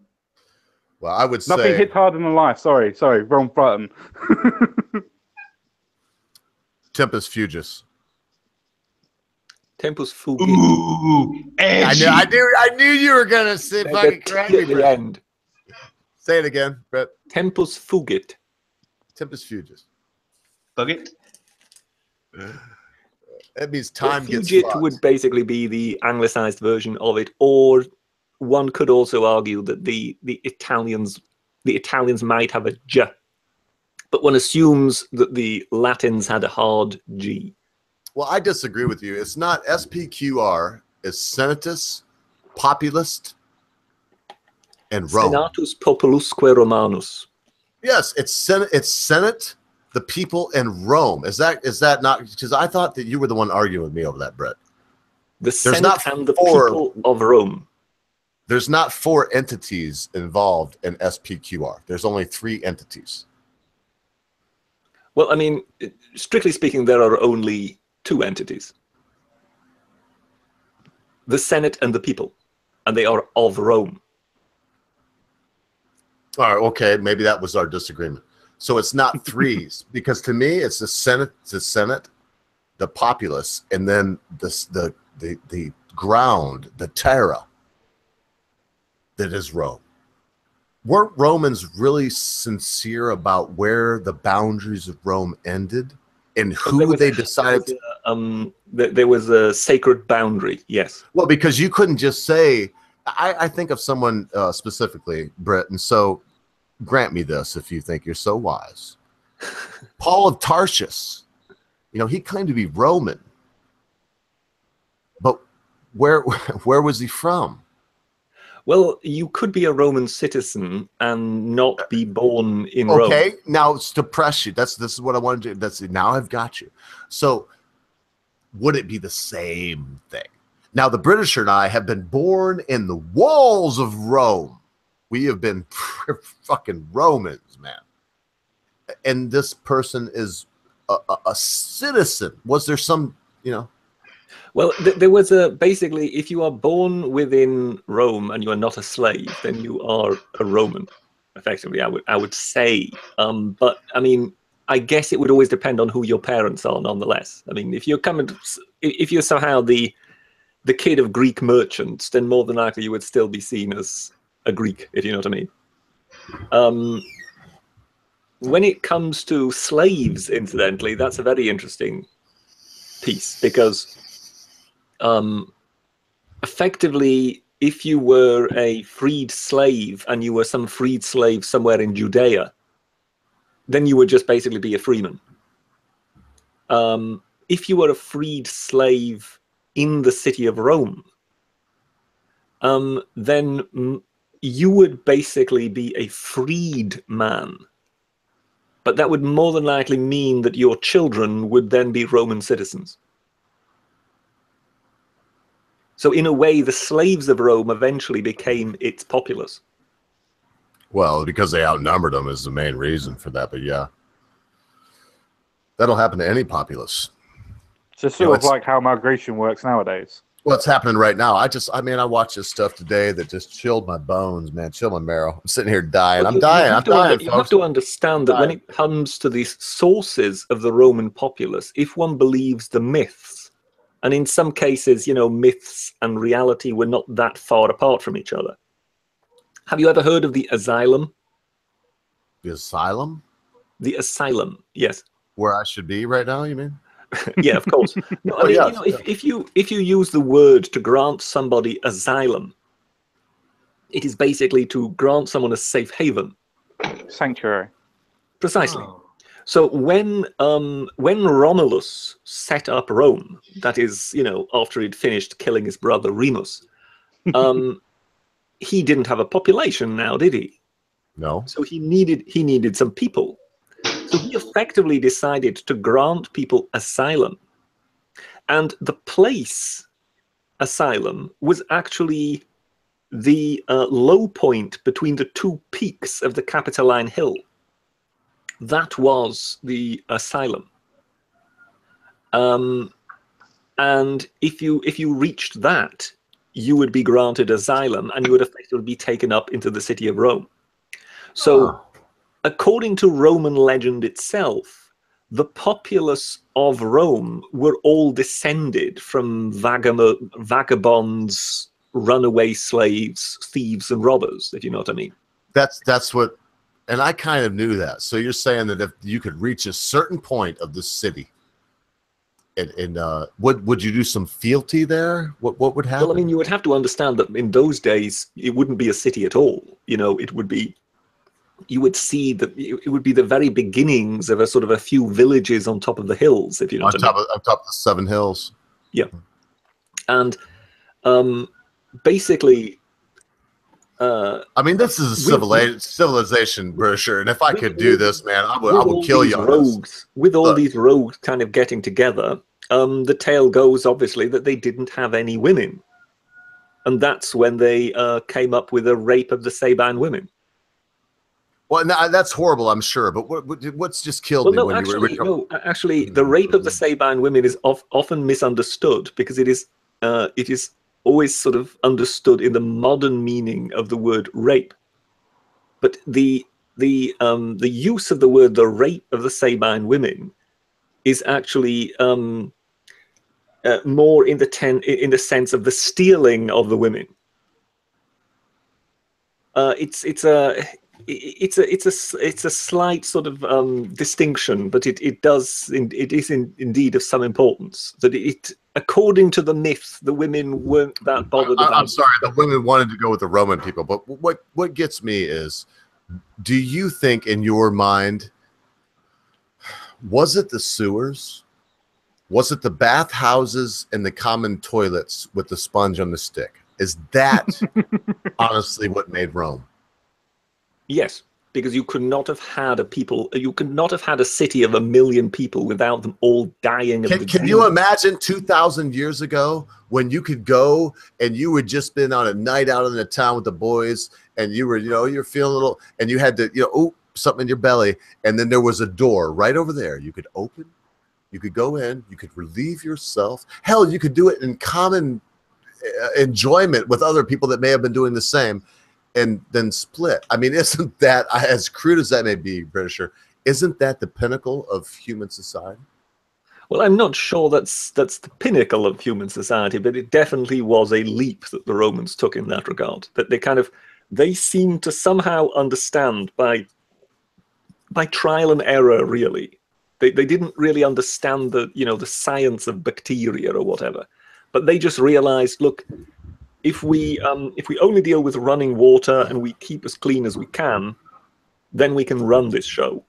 If not, then everybody just starts dying of disease at double quick time. Running water. So that you just threw something new on me. So they understood that the water needed to be moving. Yes, if it was basically standing water, that they wouldn't go near. Basically, they realized that there was a problem with standing water.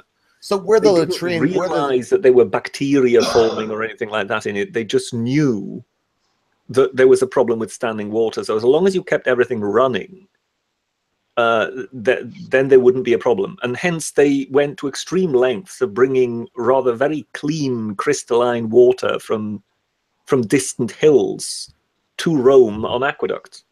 Yeah. Oh, I could keep pressing you, but nobody cares about this shit. I just keep thinking, so where the sponges would be even. In other words, they're toilet paper. That would be a little flowing thing to say about the toilets. There, right? That would be a flowing stream there, Brett? Go ahead. You have something to say about the toilets? There is a hell of a lot of evidence to actually suggest that with all the methane build-up, that there was actually explosions that actually happened because of lighting all the torches so they could see at night.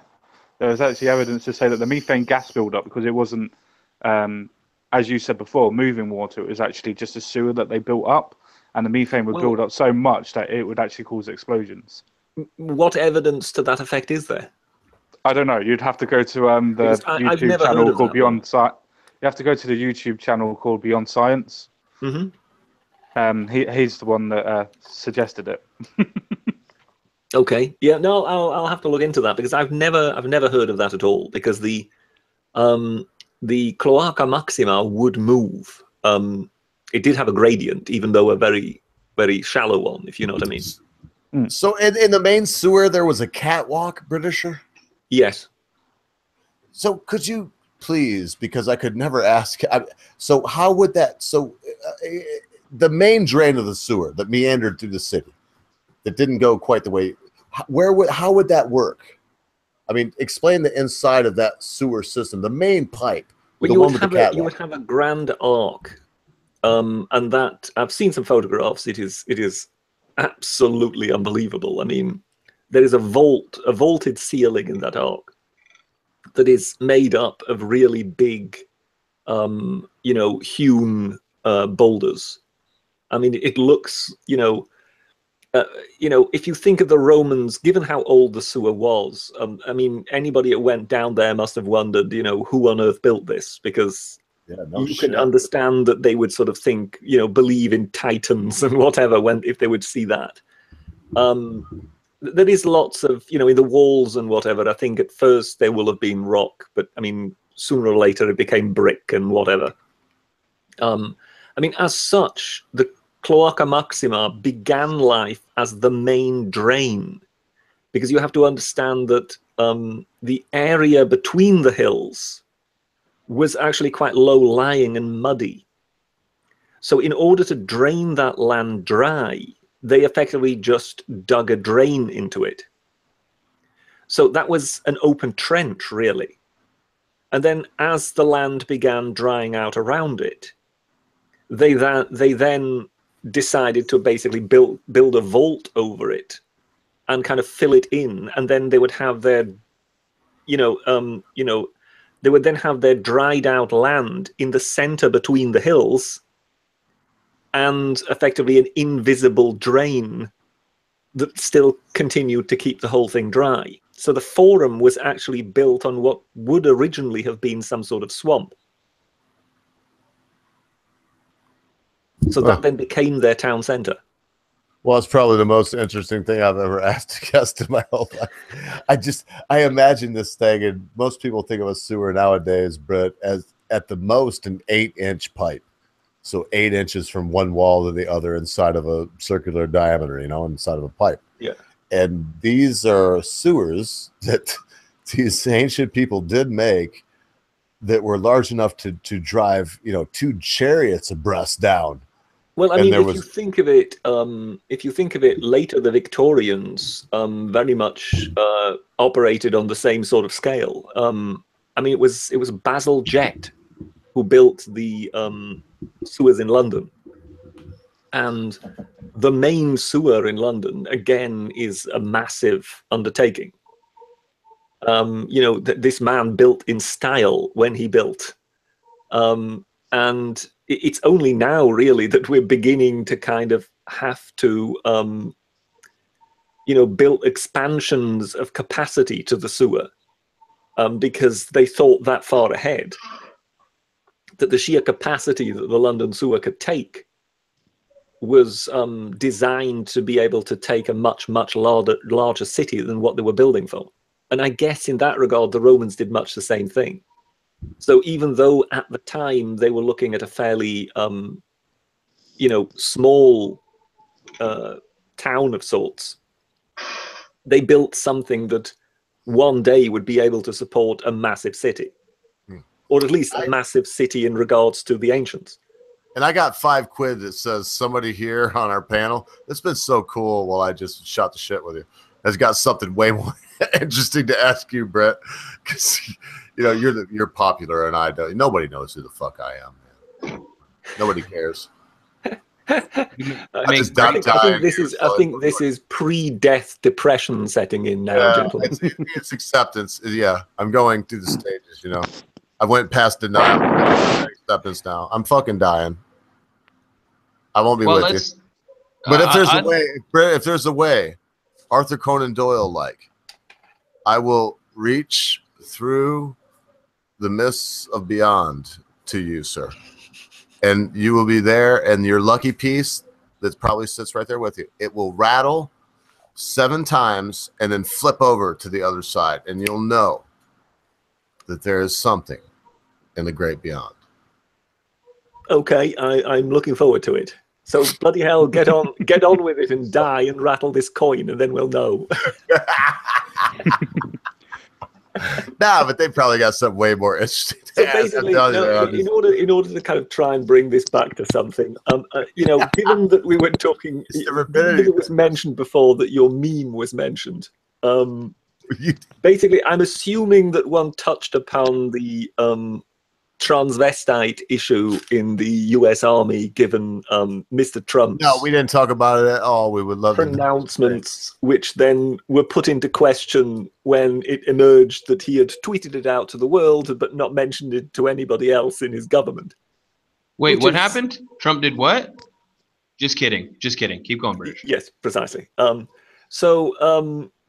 As such, I guess it's, you know, it has now stirred this debate, and some people seem to have gone completely gaga on Twitter about whether there should be trans people in the military. And one of the arguments I so much love is people sort of saying, well, you know, if they can fulfill the standards and if they don't have any mental issues, it should be adjudged on a case-by-case basis. The thing is that armies don't operate like that. No. Armies operate on the level of, all right, men, everybody line up here. And then 400 men line up to have their medical taken that will last about 45 seconds. Right. And it's a numbers game. Basically, the idea that one can somehow take out a lot of time in order to deal with each one of these precious individuals on a case-by-case basis, that is just about the opposite from how an army actually operates.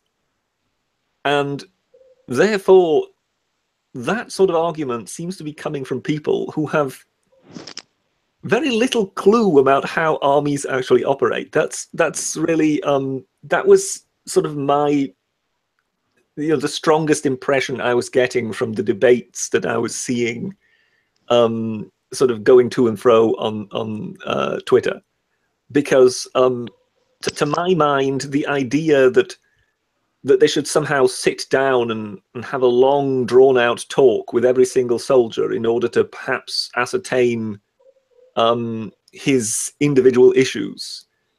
If that were the case, I mean, they would never stop talking. At some point, it just has to be a matter of everybody line up and do what they're told. And that's in a way how an army works. Anybody who in a way argues, I'm constantly saying in a way, I'm sorry, anyone who argues anything else, I just don't think quite understands the workings of armed forces around the entire world. Any opinions?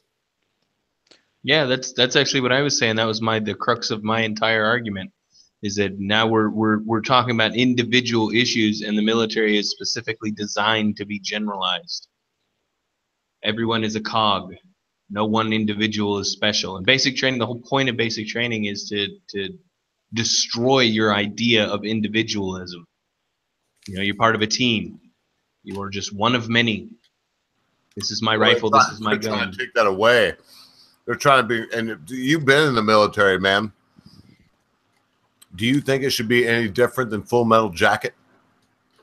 Are you glad that they broke you down and made you fucking nothing through total muscle failure? Fucking robbed you of your very strength to live, and they made you part of a team? Or do you think it should be different? You've been in the military. Tell me, Lion. Isn't that the way to fucking do it? Yeah, exactly. It should be that way. Dude, it's you. You like the tweet that I put earlier about the dipshit in my basic training unit who wanted to go home. The military was not for him, so he wanted to go home. And some dumb shit told him stateside, as we say, that he could just say, I want to go home, and they'll let him go home. Guess what, dumbass? You signed a fucking contract. You don't get to go home. So because he wanted to go home, they said, no, you don't get to go home. What just happened? Who I don't know. I thought I died. Who pulled the needle off the record? I thought I died. Somebody pulled a cattail. Cheers. Jeez, so Pete. Anywho, so because he had a mental breakdown and said that he was going to run, he said, I have a map to Mexico. I am going to run. Thank you, asshole. Now we had to have a second duty because we had someone that had to stay up. We did shifts at night for door guard to protect, it's just stupid military stuff. But now we had to have a second guy watching this asshole. That's what happens when individualism sneaks into what should be a group dynamic. There's no room for persons in the military. It's a cohesive unit because there's going to come a time when that unit has to storm a beach under machine gun fire to liberate a country. If you have individuals, the individuals are going, fuck that, I'm an individual, I want to survive, me. Instead of, I have to protect Joe and I have to protect Mike. Forget about me, it's about Joe and Mike. Let's get this beach, guys. And that's the mentality the military needs. This individual bullshit is destructive to unit cohesion. That's all I have to say on that, Forrest Gump. Oh, man, I wish I could show this. Thank you, RPR, for the comedy from Monty Python, but I was going to just play it. But if I just played the audio, you wouldn't get it. And if I played the audio and the video, I would get struck down. And Britisher, haven't I been trying, mate? You have been trying not to get struck down, yes. Oh, that's it. That's all. I'm not even going to fucking prod you, mate. It's been hard. It's been a hard slog for me. Isn't that annoying? Well, no, it's not. No. Because fuck that. Yes, it is. No, it's not, because my bro, he expects the best from me. So if I come to him, because he's privy to some shit that happened earlier today, he probably knows how a top is sick and Robitussin out and everything else. He probably knows some other stuff going on about it. So to have the best expected from you, i.e., my friend the Britisher expecting the best from me, or the United States government expecting the best from its armed forces and not letting in people with body dysmorphic disorder into the ranks. Okay, fine. I'm fine with that. So no, man, when I'm prodding him and wanting to, no, I don't want him to fucking pat me on the back. I actually like it when he doesn't, and my other friends, because that's real. Anybody can pat somebody on the fucking back. It takes nothing. Yeah, I hate this idea that a certain individual blocked me on Twitter the other day who I've talked to in streams a couple of times. I'm not going to lose any sleep over it. I hate this idea that we can't be friends if we agree on every single fucking topic. And I'm new to the whole YouTube and social media thing, but I've seen that crop up a couple of times. And it's like, oh, you disagree with me? Oh, we're not friends anymore. It's like, all right, well, fuck you then. No great loss in my life. Well, I block people, but I have qualifications for myself of why I block them. If there's what do you think nothing about to be gained, I block. If it's what about what absolutely Kraut nothing- did? Are you following at all what happened with Kraut and the Rage After Storm person? And See, how personally, Kraut on my Hang on, let thing, me I get don't the- think gotta they get should the have done that. contract out here. Hang on a second, British, if I may. Just if you bear with me here, just take me a second here. Let me get it here. of It's the course. Kraut and tea. Let me just. I gotta get this out. Just take a second here, sir. Yeah. Get here. Kraut and tea, as far as I'm concerned, there are various people who have always claimed I am Kraut and tea. Yeah, and I have also noticed that in that contract, the very one that he's just mentioned, that we are not to speak ill of Kraut and tea and or any affiliates of Kraut and tea or anyone in his family, i.e. cousins, brothers, second cousins, sister-in-laws, and Common sense guy, are you okay? Because it sounds as if you're having some kind of he ruined my joke. It sounds as if you're having some sort of breakdown. It's a comic book. It's not a contract. He ruined my joke. I'm not actually sure if anybody can hear me or not. We can now hear you. Yes. Oh Lord, we could hear you a minute ago. It sounded like Armageddon. It was Sorry. remember I'm Signs? using headphones. No, I was using headphones, and I've got the turny-uppy thing on the side, right next to the microphone. Yeah, well, the turny-uppy thing is there's something wrong with it. But No, that's that's fine. fine. I That's won't be fine. using That's fine. It's fine. It's very good. I can hear you now, sir. What Yeah, the well, fuck were we just saying? Britisher, by the way, this is a F stream. I'll try not to drop the F bomb. I just realized I did it. We don't usually generally use foul language, but it's Sabbath, and I'm just resting, man. It's been tough, Brett. Been tough. I want to go to my. I have not been outside of my thresholds of my compound today, my house, at all. My feet haven't left. My Mrs. Ogre took care of the birds. I did not, all the tough shit I was telling you the other day about chickens got to get fed come hell or high water. I remember that distinctly. Yes. It was something other than those two things, sir, today, because Is Mrs. Ogre? She's got like a ponytail, brown hair, white shirt, wandering around. no. Because I just wanted to tell you the furniture looks great from the yard. Yeah, no. Because I'm sitting in your yard right now. Welcome. Yeah. Come in the no, house. actually, I'll shoot you. It'd make me feel good. Look behind you. No, there's Right now. my chickens. I can see behind me right now. You see that reflection? Yes, that's you. I was watching your admire. girl. I think it was your girl wandering around in the reflection earlier. No, she has red hair, curly red hair. Okay. But yeah, I was wondering. She hot. Who is this person? You I were let him fine. on again, Brett, and see what he did. He was good until just then. I'm just observational. The Britisher was like, really, Mr. Ogre, never let that. I've been on the stream with a lot of folks, Mr. Ogre, but I would sincerely like to ask you from the bottom of my heart, with the force of all of my forebearers, never let the logical lion on again when I'm on a stream, sir. And here you are, and you No, fucked it was up. the common sense guy I was talking about at the time. Yeah. Oh. Thanks. Trying to make I'm sure sorry, we're forget all about what I happy, just you said. I'm not myself today. There's too many cough drops. Yes. So yes, where to take this? How many I mean, homosexuals should we let in the military, Brett? Over here before you all would feel safe to come and invade us once again. well, I think in that regard, are there gays in the British military? yes, I think pretty much all Western militaries have by now decided they don't want to bother. There's always been proof. Especially in our Navy. What about trannies? There Not is sure on that now, one. I believe there is now one. There was, I think it was in the news that some frontline soldier had changed gender. But whether this is actually a real gender change, if you know what I mean, well, if there is such a thing as a real gender change, or if this is just an announced gender change, if you know what I mean, we don't really know. In that vein, actually, what's she called? Justine Greening has just announced that she is going to introduce what did she call it? A gender recognition bill. Apparently, there has already been one or two gender recognition acts in this country. No.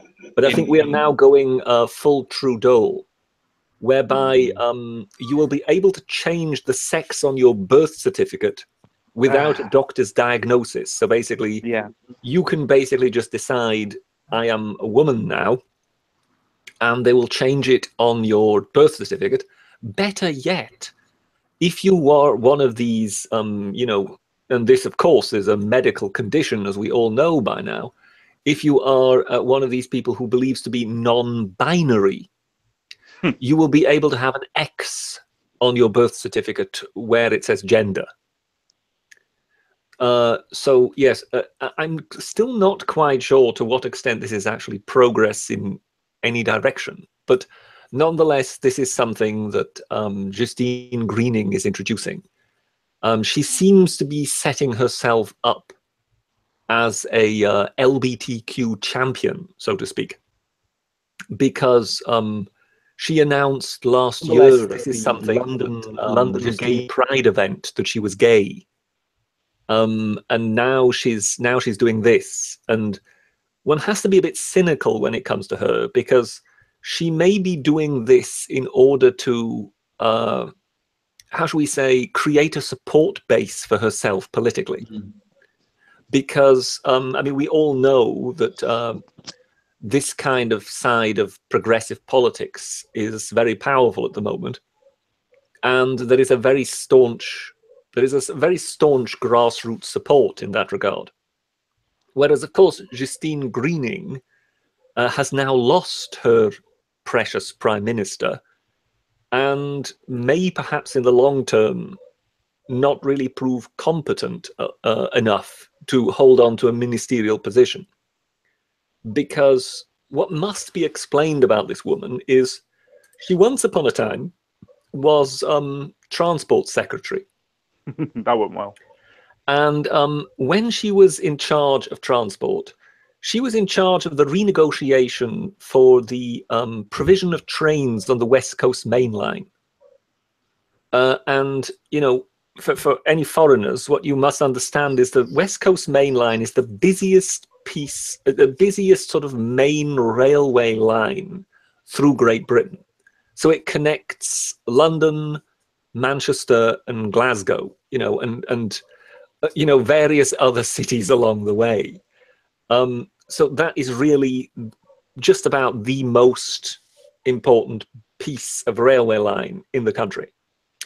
And her department absolutely screwed up the entire renegotiation process.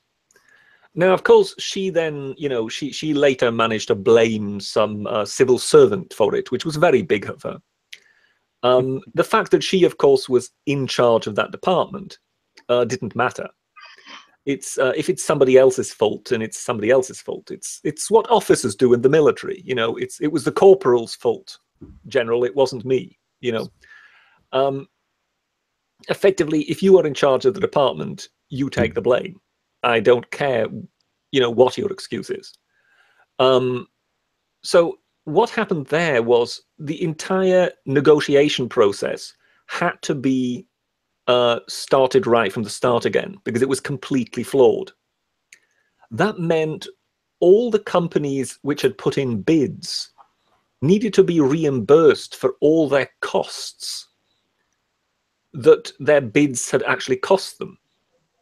You know, with lots of work having been put in, accountants, lawyers, everything, they needed to be paid back for all their bids in order to start the whole process again. That cost the country £40 million. Wow. What happened at the time? What happened at the time was that Justine Greening was a personal friend of David Cameron, and he happened to be Prime Minister at the time. So in order to make sure that his good friend Justine wasn't politically damaged by this, he kind of airlifted her to, I think it was it international development or something like that. So he gave her a position as Minister for International Development, something like 48 to 24 hours before the Transport Department had to announce the absolute disaster that she had overseen. So not only was she sort of airlifted out and parachuted into a different department so she didn't have to publicly take the blame, some poor sod who had had absolutely nothing to do with it was made Minister of Transport and found himself 24 hours later standing on the steps of his department trying to explain to the press what had gone wrong. So this person is not really the most competent minister or politician of any rank in the country. And of course, now she no longer enjoys the protection of one David Cameron because he is no longer Prime Minister. So it may well be that she is looking for another way of having a support base within politics. And the gay lobby, the LGBTQ lobby, might just prove useful to her. So in that regard, I'm a bit cynical regarding this this move. But there you have it. Anyway, sorry, I know that was a long aside, but anyway. Have I now just killed the entire conversation stone dead? No, On the internet. I was just listening, man. But that was definitely deep. I mean, I had a song, but I'm not going to play it now. Was it a song? Was it a song called Justine and how you love her? No, I was actually going to play a little thing from Joe Rogan that said the drugs that Hunter S. Thompson took in a daily routine. Y'all want to see it? I don't think it's copyright protected. Is Joe Rogan's podcast? But before you do anything, who is Hunter S. Thompson? Hunter, you really, sir, really, Mr. Britisher, really, sir. The Rum Diaries, I thought sir. it was Here a in Las Vegas, sir. The piece was supposed to be about the drugs he took. Greatest American. Oh my gracious, who is it? Okay, you're too sick to be outraged, aren't you? That's what you're trying to tell me. Well, I'll tell you. No, I got to put the camera back on now because I was setting some shit up to play this. But no, you really, honest to God, because you have absolutely no idea who Hunter S. Thompson is. So, but you have heard of the movie with Johnny Depp, Fear and Loathing in Las Vegas? Vaguely, yes. Vaguely. But that is a book, The Rum Diaries, The Hells Angels, My Year, I won't remember the subtitle because it's freaking a paragraph long. But Hunter S. Thompson, check him out. Some of his stuff that he did, Brett, you would read, on the train ride home or whatever. You would read in a very short time. And you'd love them, though, man. They're really good. Hunter S. Thompson's a shit. But this is a description of the of what he did to help him be, I guess, who he was. I mean, I don't know. Everybody does something different. I do different things, Brett. Don't you do different things, sir? We all do something. What we are saying is that this was a person who partook of certain medications to change his state of consciousness. Experience. Train by day, Joe Rogan podcast by night, all day. Powerful Greg Fitzsimmons. All right, here's his daily routine. 3 p.m. Rise. 3:05 Chivas Regal with morning papers. Smokes Dunhills. 3:45 cocaine. 3:50 another glass of Chivas. Another Dunhill. 4:05 p.m. By the way, first cup of coffee and a Dunhill. 4:15 cocaine. 4:16 orange juice and another Dunhill. 4:30 cocaine. 4:54 cocaine. 5:05 cocaine. 5:11 coffee, Dunhills. 5:30 get more ice in the Chivas. Cocaine at 5:45. 6 o'clock smoking grass to take the edge off the day. 7 p.m. Good day. 3 hours into it. 3 hours in, lit. 7:05 Woody Creek Tavern for lunch. Heineken. 2 margaritas, coleslaw, a taco salad, double order of fried onion rings, carrot cake, ice cream, a bean fritter, Dunhills, another Heineken, cocaine. And for the rest of the ride home, a snow cone, a glass of shredded ice, which is poured over 4 jiggers of Chivas. Okay, so the snow cone is Chivas. Okay, 9 p.m. Start snorting cocaine seriously. It says 10 p.m. drops acid.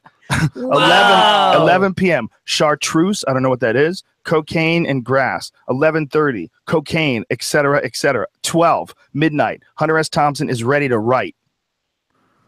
All right, boys. I mean, I'm going to stop it right there just because that was it. Guy got up at 2 o'clock in the afternoon, started doing drugs. Why? I mean, Brett, read his stuff. That was just it. And this, we're talking about a writer, Britisher, that is so regimented that, you know, he writes down everything he fucking does. And so that's his daily schedule. He's written the schedule out for himself. So basically, he was living Facebook before there was Facebook, telling people every inane piece of information regarding his life. Lovecraft, Howard, Buell. I mean, I could go on and on and on and on and on and on and on and on and on. A lot of writers, that's something that they do. They write. And so one of the things they tend to do is we have information about what writers did on a day-to-day basis. This is something that someone wrote about Hunter S. Thompson. This is him writing out his daily routine. Well, if I remember, wasn't it Pepys? The common sense guy might be able to help me here. Pepys, who wrote about his stool in the 16th century. You're on your own there. I have not a clue. I think he was some kind of royal advisor or something like that. The name is written P-E-P-Y-S, but I think it's pronounced Pepys. And I think he was the guy who, when London was burning in 1666, he obviously realized that plenty of buildings were going up in fire. So he obviously decided, well, let's protect the valuables. So one of the things he ordered buried in his garden was his precious Parmesan cheese. So yes, we do know sort of various odd bits of trivia about Pepys, who was in that case a fairly, you know, a personage of importance. But yes, a lot of it is about the color of his stool and where he buried his Parmesan during the fire of London. So yes, in that regard, people of importance throughout the ages seem to have paid great attention of letting the rest of the world know the most trivial bits about their life. Well, everyone does. I mean, it goes back all the way to early Greek days. There's a great scene in the movie Troy where the little shield maiden boy is talking about Boagrius, I think was the character's name. And he's like, he's the biggest man I've ever seen. I wouldn't want to fight him. And Achilles is like, that's why no one will remember your name. Well, I think humanity, as soon as we realized that death existed, I think we had an innate need to have a legacy, to be known beyond our own mortality. And I think that's all we're seeing is just a manifestation of it across. Well, yes, but if you are Achilles and you step out in order to take on in hand-to-hand combat the hero of the opposing army, that is one thing. But if you are Cicero, complaining in your letters about how you are dyspeptic, or Pepys describing to the afterworld, you know, the color of his stool, it yeah, it does go a bit extreme, doesn't it? Yes, there are nuances there, aren't there? And perhaps, yes, when it comes to this, what was it, Thompson S. Hunter or whatever? Yes, it is just basically a kind of almost a bragging about the excess of drug taking, because there is no actual sort of value in the information. It is more a matter of you know, look how rock and roll I'm living. But in all fairness, it doesn't really sound that it doesn't sound that rock and roll to me. I think if you would live such an existence, you would more than likely you would be quite depressed. Is that just my impression, or? Well, I think if you look at it, it's the reason why Facebook and Instagram have gotten so amazingly popular as they have done.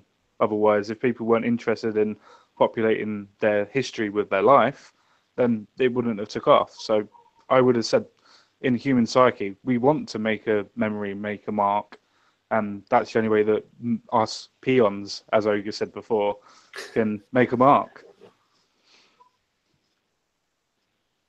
True. Yes, I know what you mean as such, but I think it always depends on what information it is you actually want to pass on to the rest of the world.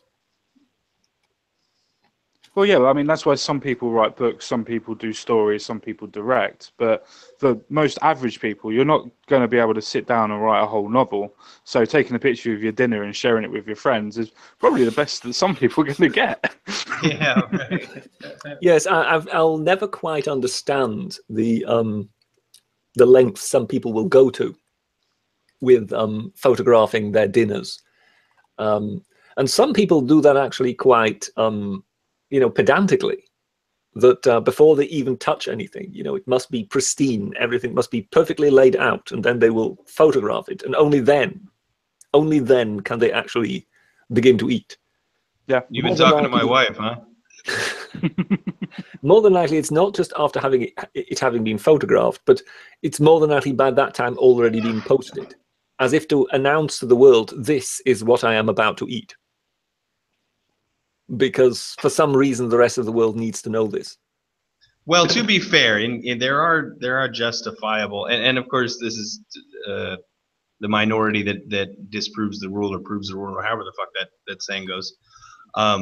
There are people like my wife is vegan, so she cooks normal food, but she makes it without meat. Like we have lasagna and hot dogs and normal people food, but she makes it without meat. She makes everything from scratch. So her Instagram has a couple hundred followers of people who want to eat normal but don't want to eat meat or dairy, and so that's her pictures actually serve a purpose. They're actually educating people.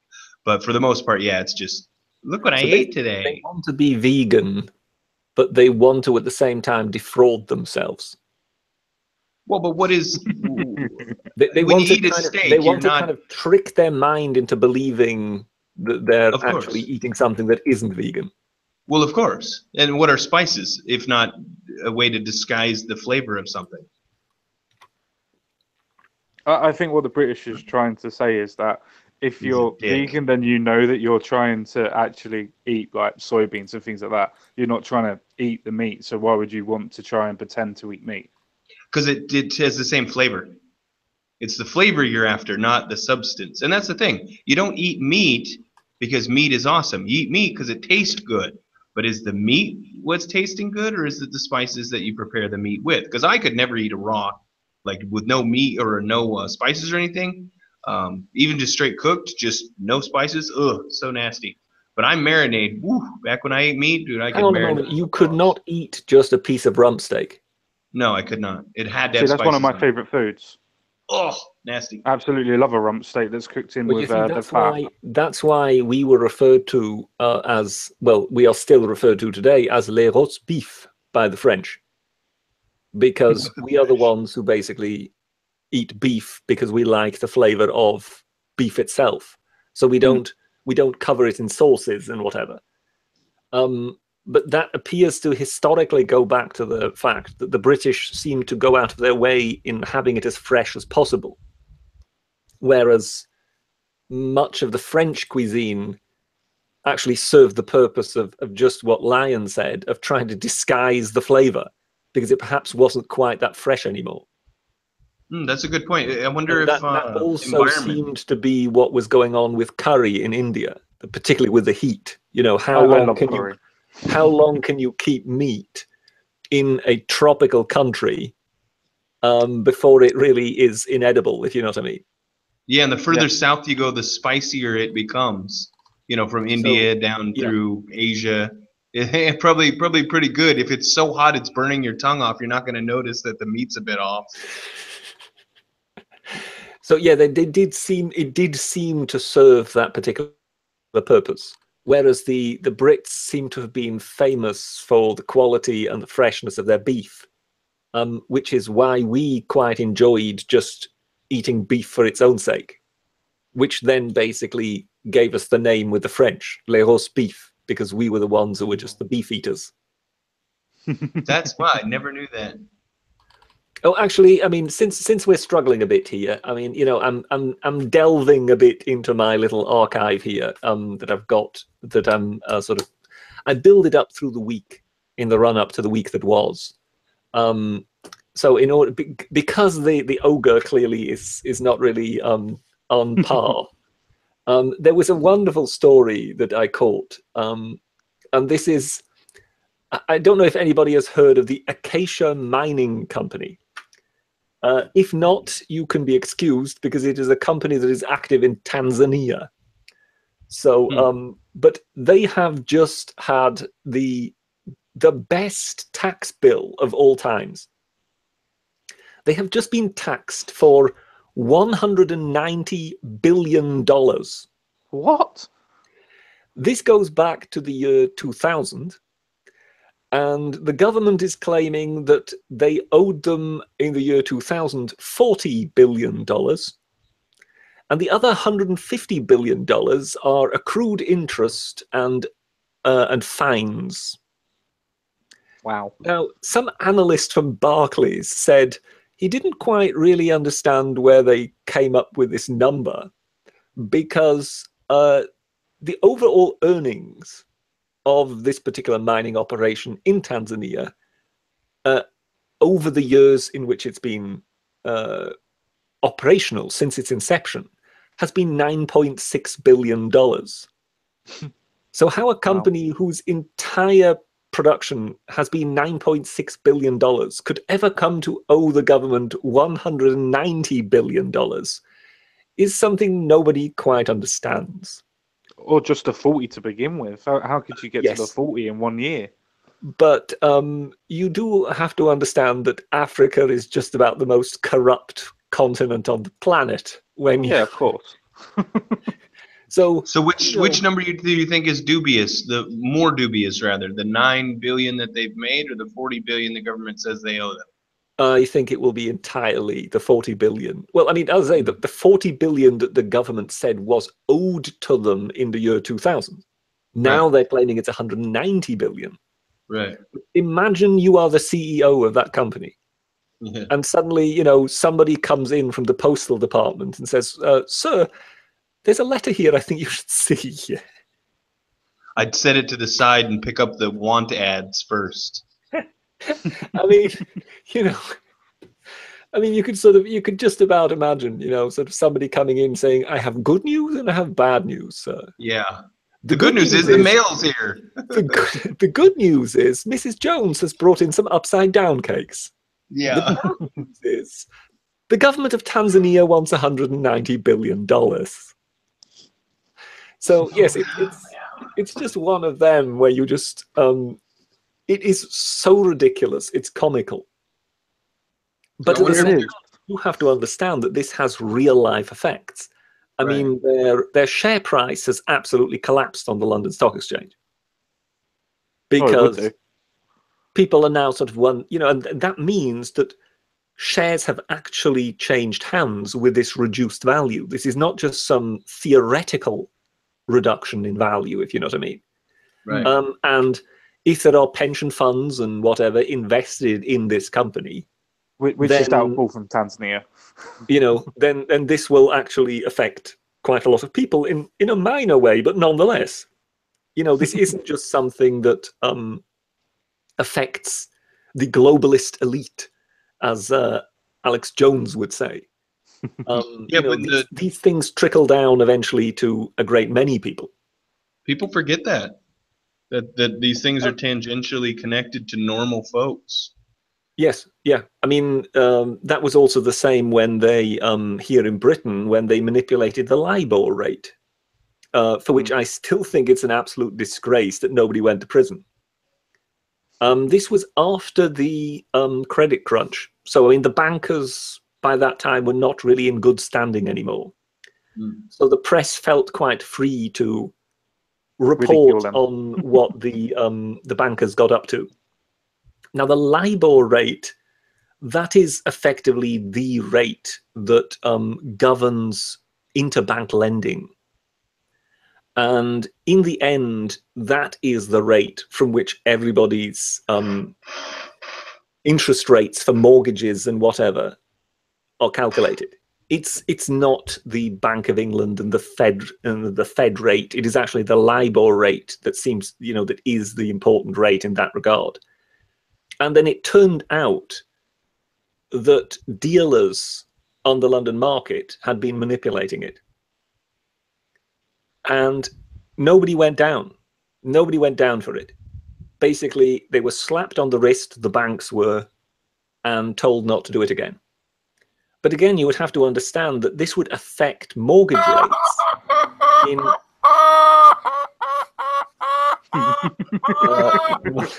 You gonna fuck that chicken? This chicken, I just gave this chicken a bath while I listened to y'all talk. And this chicken is blind as a bat. It can't see a fucking thing. It can't see nothing that goes on. It's blind as a bat. It had something called coccidiosis, is what I call it. All right, Pip. It's coccidiosis, and which is a pneumonia that strikes some of the birds with blindness.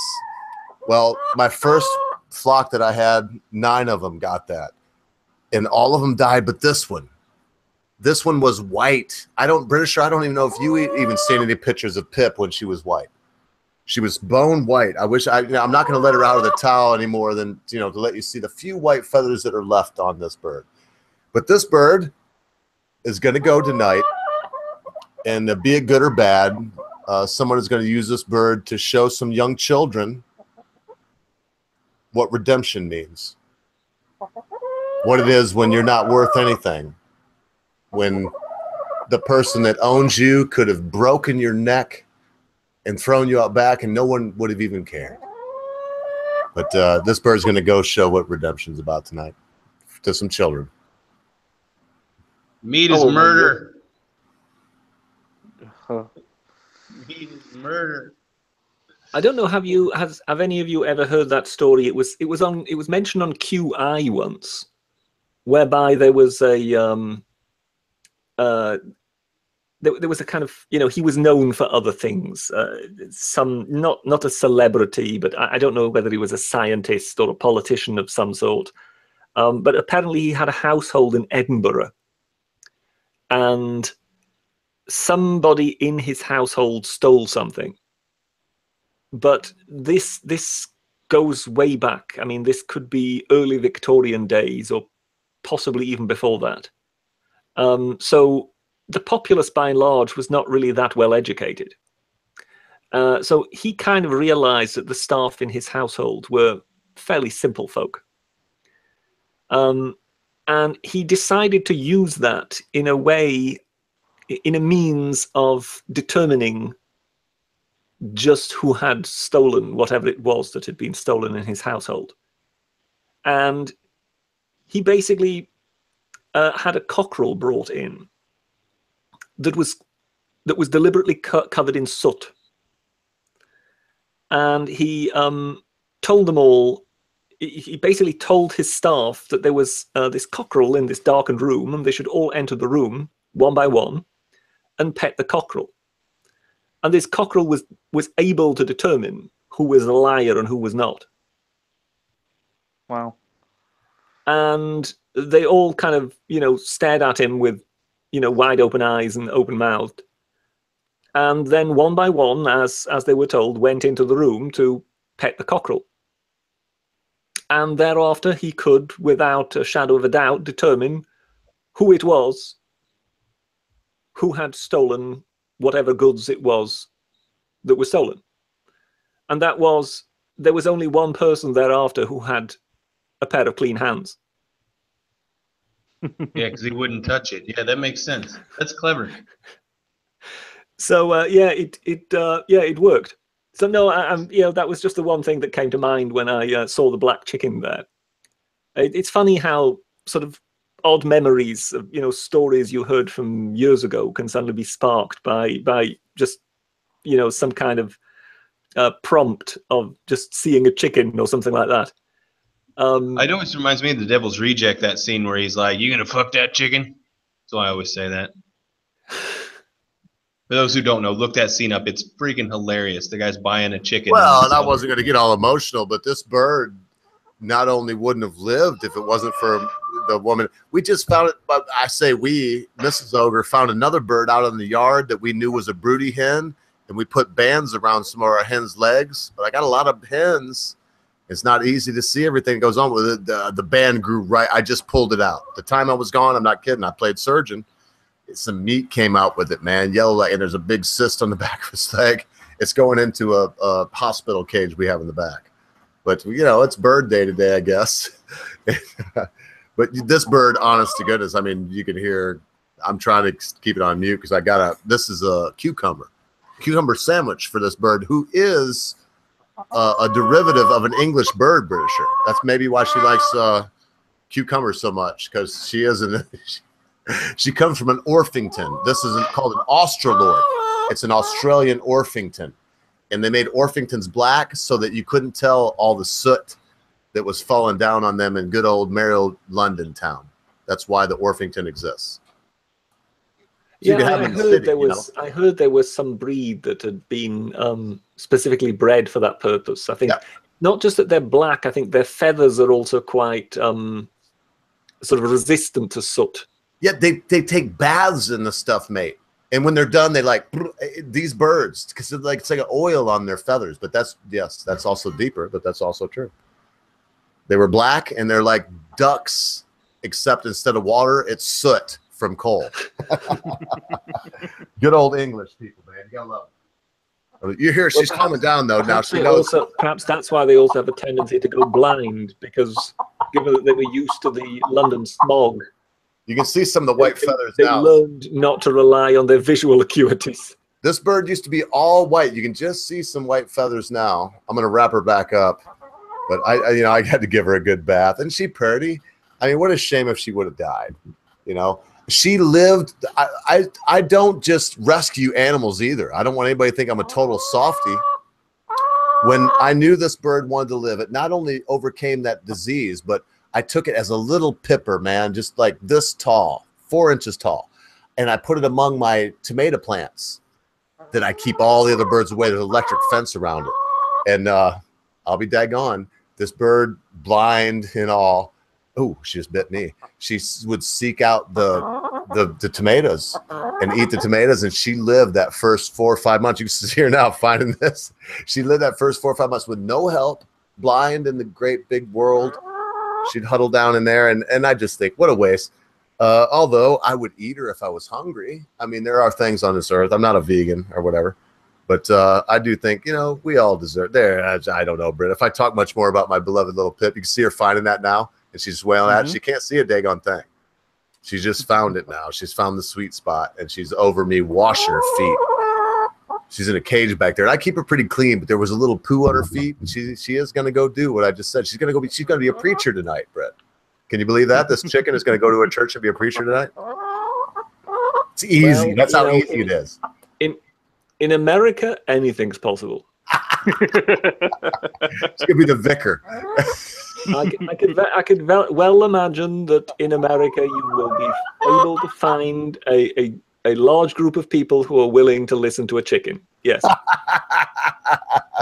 Well, yeah, I'm so triggered. I gotta go. I'm so triggered. I gotta get out of here. The chicken's all right, just see you later, Lion. I'm kidding. Go. I am actually bouncing because it's 4 a.m. and I'm gonna go crawl in bed with the baby. I'm falling asleep. Yeah, I can't believe you were here this long, bro. Eat that chicken and don't choke it. You choke it too much, you'll go blind. No, I would eat this chicken. It would be a sad day now. I mean, it would be a very sad day, but I would eat this chicken. The funny thing is since I've saved her, she's probably given me 300 eggs. So that's how many of those have you fertilized, you pervert? All right, I'm out of here. Good night. No. Night, Lion. Night. All right, See you about. All right. Was that enough, Brett? Was I sick enough tonight, and did I do it anyway? You did well, we'll just let you off this time. We'll put it down to hallucinations brought on by cough syrup. It's good too. I think you can get it over there. You got to get the hydrobromide. Yeah, I think that is precisely the one to stay away from, to be honest. You can strictly get it over there, man. Legal. It'll make your day much better. I don't even care if you're sick. All right, Pip. I choose to use it when I the common sense guy, he's reduced to chuckling now, isn't he? Unfortunately, it's not subjects that I really know about. The only thing I can say about the bird is that she looks really cute. Apart from that, I don't know anything. Yes, there isn't much I can contribute on chickens either, I'm afraid. I'll tell you one thing. Except that they're quite good in coq au vin. If you can get it to put its head under its wing, it will calm down. It's just tough to do, if you like the bird. But I've got her head under her wing now. She'll start to relax. She'll realize it's over. Oh, I don't know. I might just end it now, Brett. I'm waiting for someone to come pick this bird up, and I'm unwilling to put it back in the cage it was in until, Pipperdoodle's ready to go. Can I tell you how I got the name for this bird? Pipperdoodle. No, it's Pip. The bird's name is Pip. Okay, go ahead. You know how we all have our pet names, like Lily, my dog Lily. Her nickname, you ready? Is Doo-Doo. Doo-Doo. Doo-Doo. Okay, I think we have got a fairly good idea how she came by that name. Well, so no, how did Pip come by her name? Yeah, you mean yes. And you did. You got it, how Lily came by her name. Yes. But Pip got her name from the little black boy in Moby Dick.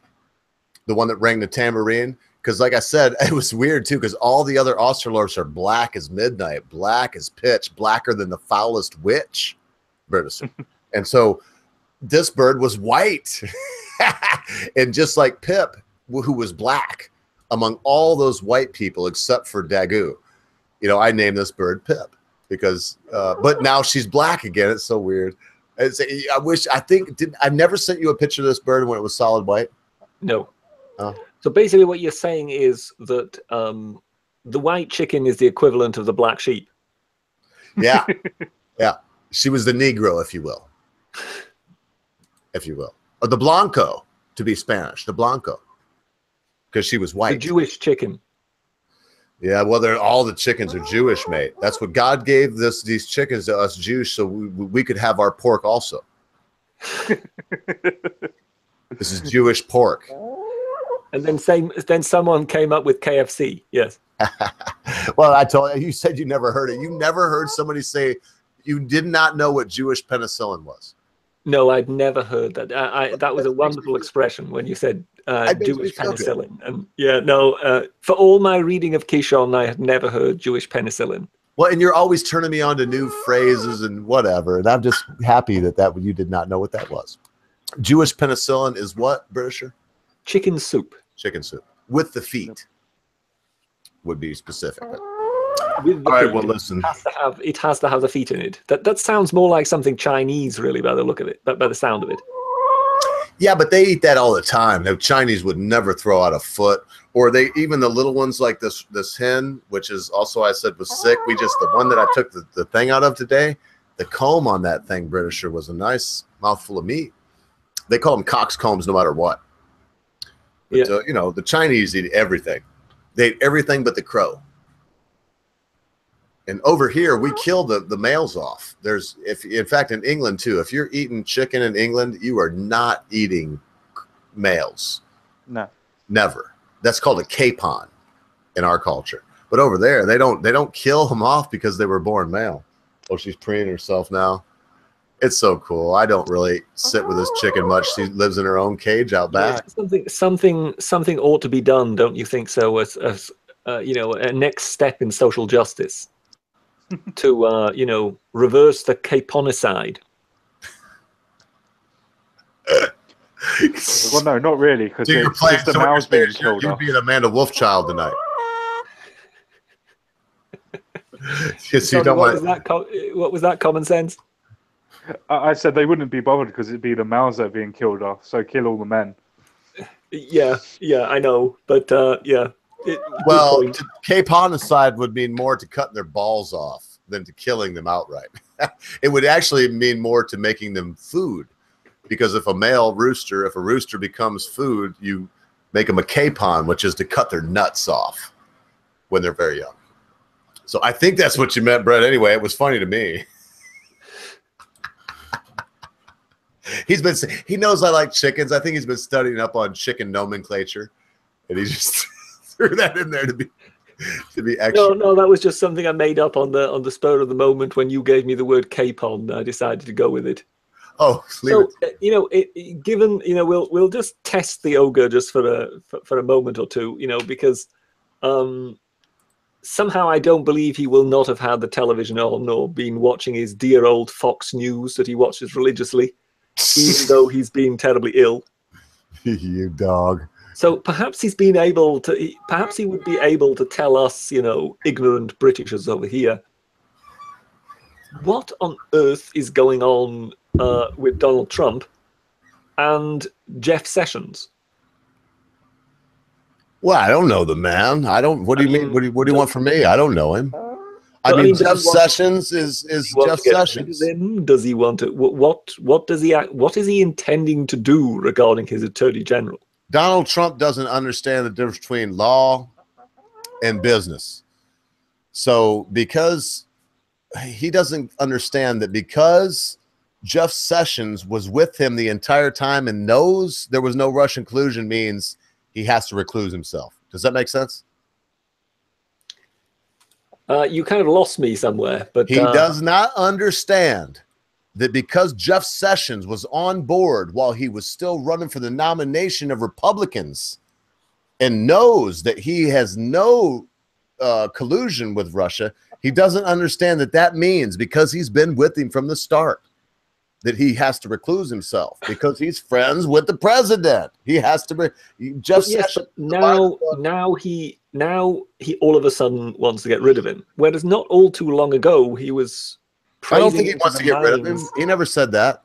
In fact, his what's her name? Huckabee was just out. His beautiful, not trans female, the lady that speaks for him, his mouthpiece. She was saying no. It's the Senate comes out and basically says that he wouldn't accept that.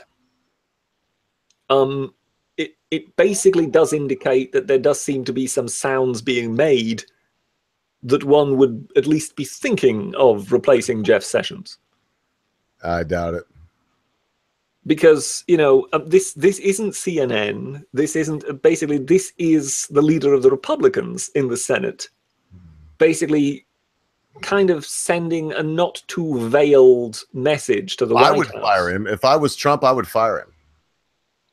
What would you fire him for? For being a dipshit. Because if I was Trump, I would not be a politician. I would just be Trump. And because I hired the guy based on that he'd been with me from the start, and then when I need him to back me up and I don't understand law, I'm saying, I just said it as best I can, Brasher. He doesn't understand that because Jeff Sessions is a diehard Boy Scout law dog, that he can't come out and say, yes, I know that he hasn't been part of this. He can't do it. He really can't. And so, he doesn't understand that. If I was President Trump, I would fire him, but I don't think he should. I'm not a politician. I mean, I'm just saying. I think it's one of those. Richard, if I appointed you right now as my Attorney General of God Save the Kingdom of the United States, and you did this, I would want to fire you.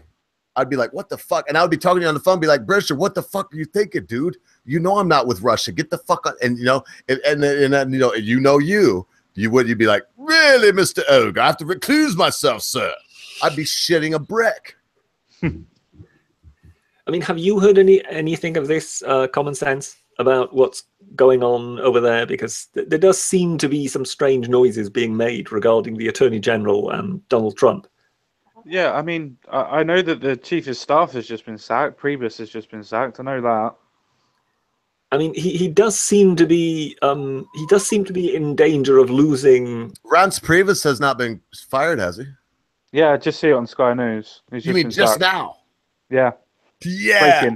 Breaking news. Well, it came out that Scaramucci was like, I guess he sounded drunk, but he was talking about, he called up some reporter friend of his, and the reporter says it was all on the record. I doubt it, because Scaramucci was like, yeah, I got to fire a bunch of fucking people. Rance Priebus is a fucking pussy. I mean, I think I quote and all this stuff. And so I'm glad. Get out of here, Priebus. You're well, gone. yes, but I mean, now we're into kind of territory whereby we're not only thinking that Donald Trump is playing 4D chess, but also Anthony Scaramucci or whatever he's called. Scaramucci? Britisher, you better look him up before you question that. He came from nothing. He comes from a middle-class family that made yes, 120,000 nothing a year, and he is now a multi-millionaire. Made it on the stock exchange. He is a hard George W. Bush was also a multi. The reason I think he got appointed was because like he Trump, was still a moron. He is able to. Well, you can say Bush is a moron if you want. I would agree with you. But Scaramucci, you better. I won't even argue with you right now until you look into him, Britt. He's not a moron. I listened to him earlier on today. He can talk really well. He knows what he's talking about. No, I'm not saying Scaramucci is a moron. What I'm saying is the idea that we should believe that because someone is self-made and is very clever, that he is somehow capable of, 4D chess. Well, that's the case, Britisher. What are we? What measure are we meriting these people with, Britishers? Yours and mine. And if we measure them amongst you and me, we would have to say that they are towering successes that know how to play 4D chess on a level that we could not even comprehend.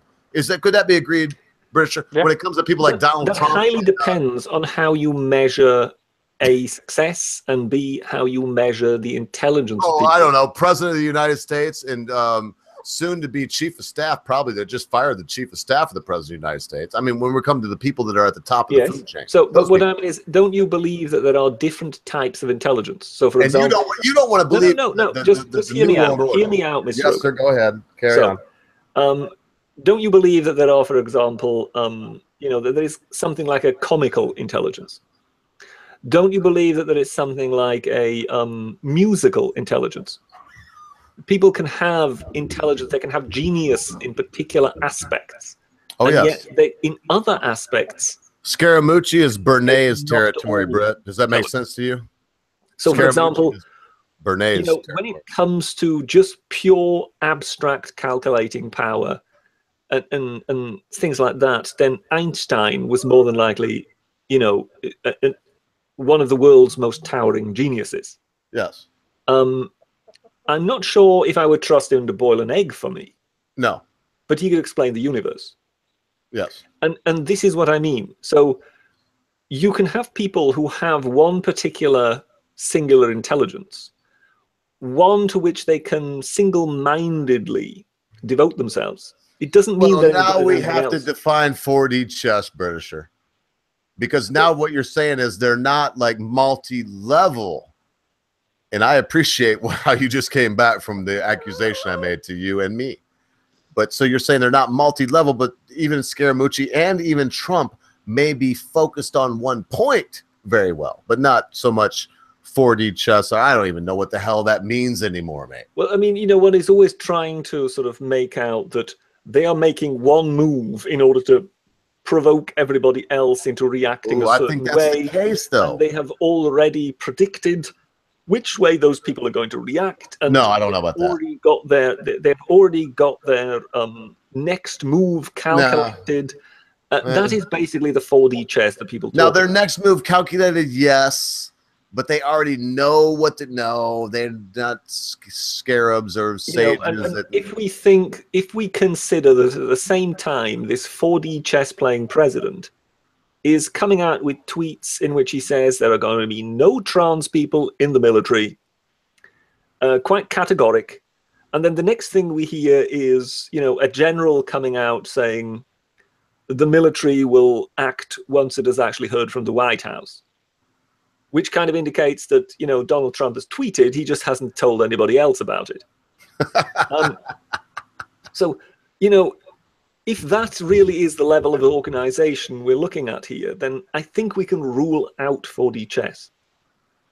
Unless that you can go and say that Trump was putting feelers out there, as in doing the tweets and then seeing how people reacted, and then reacting to the reaction, as in like our government would do a U-turn.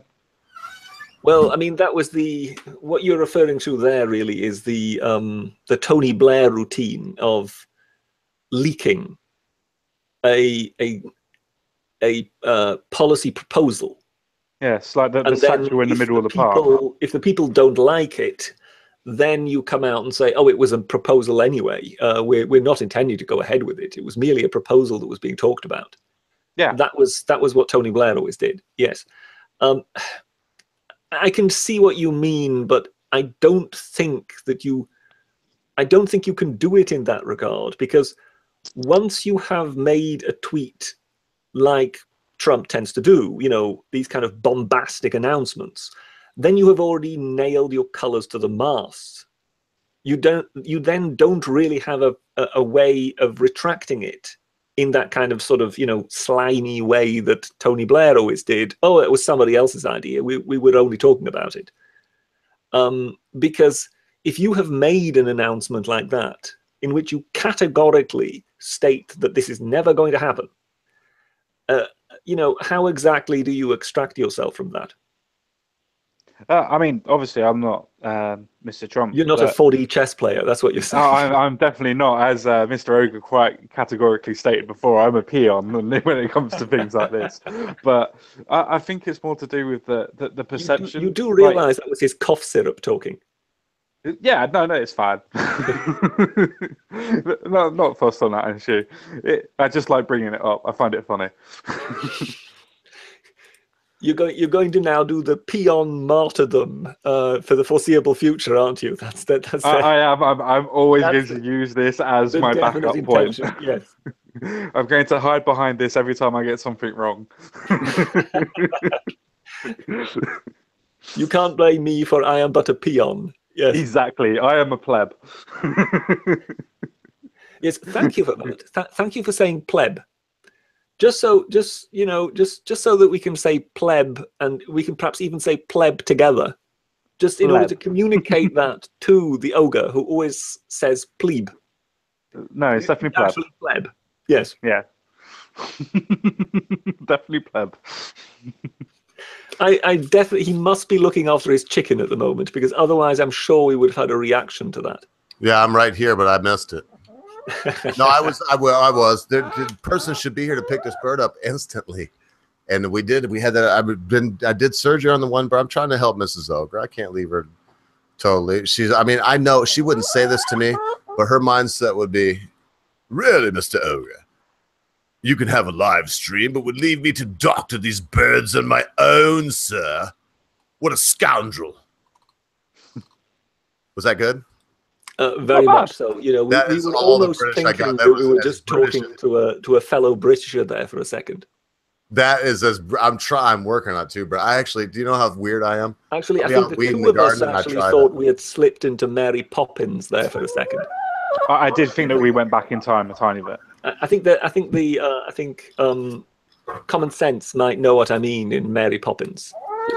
I thought Dick Van Dyke may have just made an appearance for a moment or two. He did indeed. He wasn't that good. No, he wasn't. Hence why we use him as the reference. Yeah, I know.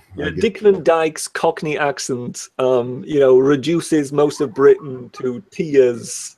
Or laughter. Yeah. Well, as I say, tears of laughter, really. Whenever he comes about and starts strutting his stuff. Well, it was it's kind of like being like, yes, Mr. Sambo, I sure would like to dance for you, sir. It's the same kind of thing with my. It's about Dick Van Dyke was about as successful at doing a Cockney accent as I would be trying to do a New Jersey accent or something like that. Give it a shot, Brett. No, I think I'll pass. You don't even have a swing at the ball of American accent. No, I'm absolutely hopeless. Just broke the wicket. It just broke the wicket. Oh well. Here, Mrs. Ogre, would you take this bloody chicken from my arm? She don't want to. I can tell. Look, the bird wants to go though. I want to eat you, bird. I think the bird just heard itself referred to as a bloody chicken and decided it wasn't. No, as soon as it heard Mrs. Ogre's voice, Mrs. Ogre will go, do it, baby. Do it again. Do it again. Do it. It's the Michigan. It's the Dude, Michigan. is that a joke? Y'all heard it? Do it one more time, baby. So no, it's not a joke. Make it good. Do cluck, cluck, cluck. Do the thing. Ladies and gentlemen, I present. Ladies and gentlemen, a bird to sing. Ladies and gentlemen, I present to you the Michigan Chicken Whisperer. Yes, she taught a bird to sing. You just heard it. I mean, she could do it many, many times. She was embarrassed, but she goes. She go every time she feeds the bird. She goes. Cluck. She does that thing you just heard her do. Cluck, cluck, cluck. And man, Pitt runs over there. Cluck, cluck, cluck. And they're like they talk to each other. It's amazing. You were witness to that, you motherfuckers. How could you do this? All 12 of you watching. How could you possibly see something like that? We have just beheld one of the 7 wonders of the modern world. Well, maybe not, Brett, but you don't see that shit every day. Whisperer. Nobody would imagine there was a talking chicken, a singing chicken that would you just 3 times. I'll make her bring it back in and do it 5 more times if you want. The bird even follows her voice. Well, I mean, in all fairness, we are actually talking to a talking cat here as we sit here. So, oh yeah, well, I'm leaving. But that's through the power of the internet. That's not actually a visual effect. As much as I love the bird, I am now washing my hands with isopropyl alcohol. We do need to ask this. How did the common sense guy come to be represented by a cat? Looks like creationist cat. It's mostly to do with I have a cat. Her name's Emma. That's my actual cat itself. I was looking for an avatar, and I thought instead of trying to draw one in paint or trying to find one on the internet, like trying to make one like a comic book hero or something like that, I thought I'd just use the cat. Because most of the time, most people think that you have to have common sense to be a feline, as in they're supposed to have like the sense of a fox type thing. I just thought the correlation might have been quite funny. 9 lives. Well, yeah, I need more than 9 though. Isn't there a skeptic channel that uses a cat? I'm trying to think of his name. Know. I just said it, man. Creationist cat. Yes, that's the one. Yes. Sorry, no, I didn't hear you mention that. I'm sorry. It stunned me so bad I couldn't think of it a second time. So yes, no, there is. So therefore, yes, you would need to sort of come up with something to kind of trump creationist cat. It's my own cat. Britisher, I know this to be a fact. People, they come to me often. It's like, you're so cool, man. On the after hangouts, when the Britisher leaves, you leave right away, dude. You must talk to the Britisher sometime when we're not around, man. And I'm like, yeah, we talk sometimes. What do y'all talk about, man? You're so cool. He must like the profound revolutions of the universe, dude. And y'all got a glimpse of what we talk about today. I asked him about the Roman sewers. So for all y'all that ask me what me and the British talk about for anybody who wants to know what we talk about, it largely centers around effluent. Yes. Right. So there you go. So everybody that wants to know the profound, there you go. It's the affluent. Very, very much things that will be flushed away. The profundity. Yes. Profundity. I just thought, British, I thought you might like that because it's true too. And it hasn't stopped. And Pony, I doubt he's watching today, Brett, but anybody, any of you all, because it happened to me. It's like they ask you to follow them, Britisher, and whatever always happens. I don't know if they ask you first and then me, or me first and you, or if it's 50-50 or what the ratio is. But I guarantee you, for every one time you're asked if you will follow somebody on Twitter, I'm asked 5 times. And of course, the fact that I'm just checking here, the fact that at present I only follow 37 people. 37 people. You got 1,000 followers. I mean, they don't need me to tell them. Just look at the ratio. I follow very few people, and even this I find at times overwhelming. There's too many messages going by at times for me to be able to. Oh Lord, I thought you meant the live stream. The people I thought he was telling me on air. Even this ogre with you. This bogus thing I do with you, with all my British wisdom, is just so cumbersome. Mr. Ogre's, dealing with himself as the center of his own universe again. I'm delirious. I'm so sick. No, I love you, Brett. I'm only here for 2 reasons, Brisher. Number one, my own sense of if I'm not dead, I will do the things I said I'm going to do. And I can guarantee you, Mrs. Ogre will probably hate me for it. But even if I go on vacation, which we're supposed to do like next week, I'll still have my phone or whatever. I'll still take my laptop and I'll do my thing. Might be abridged, but I'll still do it. I'm here for 2 reasons. That, Britisher, and last week, and we ain't got to do it again, but how did you, if this is possibly the same bug, can you see my face, mate? I'm not even joking. Even my tan is gone. My whole pallor has fallen. I feel like. I mean, there are still quite a few people ill with this bug over here. So I just want to die. This is something that kind of arrives and it kind of sets up a nest in your sinuses for a few days. The fucking plague. It's a bubonic plague. It's funny. It is kind of the sinuses because I don't have no stuffle up here. But I can't taste anything. Nothing. You could dump a load of sewage in this room right now. I wouldn't know it unless I saw it. It all tastes like vegan food. That's what you're saying. Hey, so that's a good segue. What about that Count Dankula? Oh, the Count Dankula, yes, because we did the vegan food. We did the vegan food meme about him, didn't we? Well, and we know he's dissing on that vegan dude, but. Yes, and he's. So he went to court today or yesterday? I've been dead. He went to court yesterday, it appears. So I had it in my mind that it was the 29th. I'm quite sure he must have said the 29th. Perhaps he got those dates mixed up at some point. Or maybe he didn't want nobody to know when he was really going. That might be. That's possible. Because the 29th, if you think of it, actually would be tomorrow. That would be a Saturday, so it can't have been the 29th. But yes, he went to court. And apparently they decided to, I'm trying to think of the verbiage that was used. They kind of adjourned for a different day. So my guess is they got to court and the judge decided, look, this will take considerably more of my time. So this isn't just a run-of-the-mill case that I can just do during a normal day in which I sort of, give you 3/4 of my time, 3/4 of an hour of my time between, parking fines and other things, so you'll have to come back some other day. So they tried to find the nearest possible day in which they could do it, and that turned out to be somewhere in September. So after all these times that he's been, he's been delayed, and they've pushed the court case forward onto another date. Now that he actually had his day in court, it was adjourned, and he has to come back in September. So he is, as usual for Dankula, he is kind of putting a brave face on it. But I can well imagine that somewhere inside he must be seething. Well, he must think it's never going to end, for sure.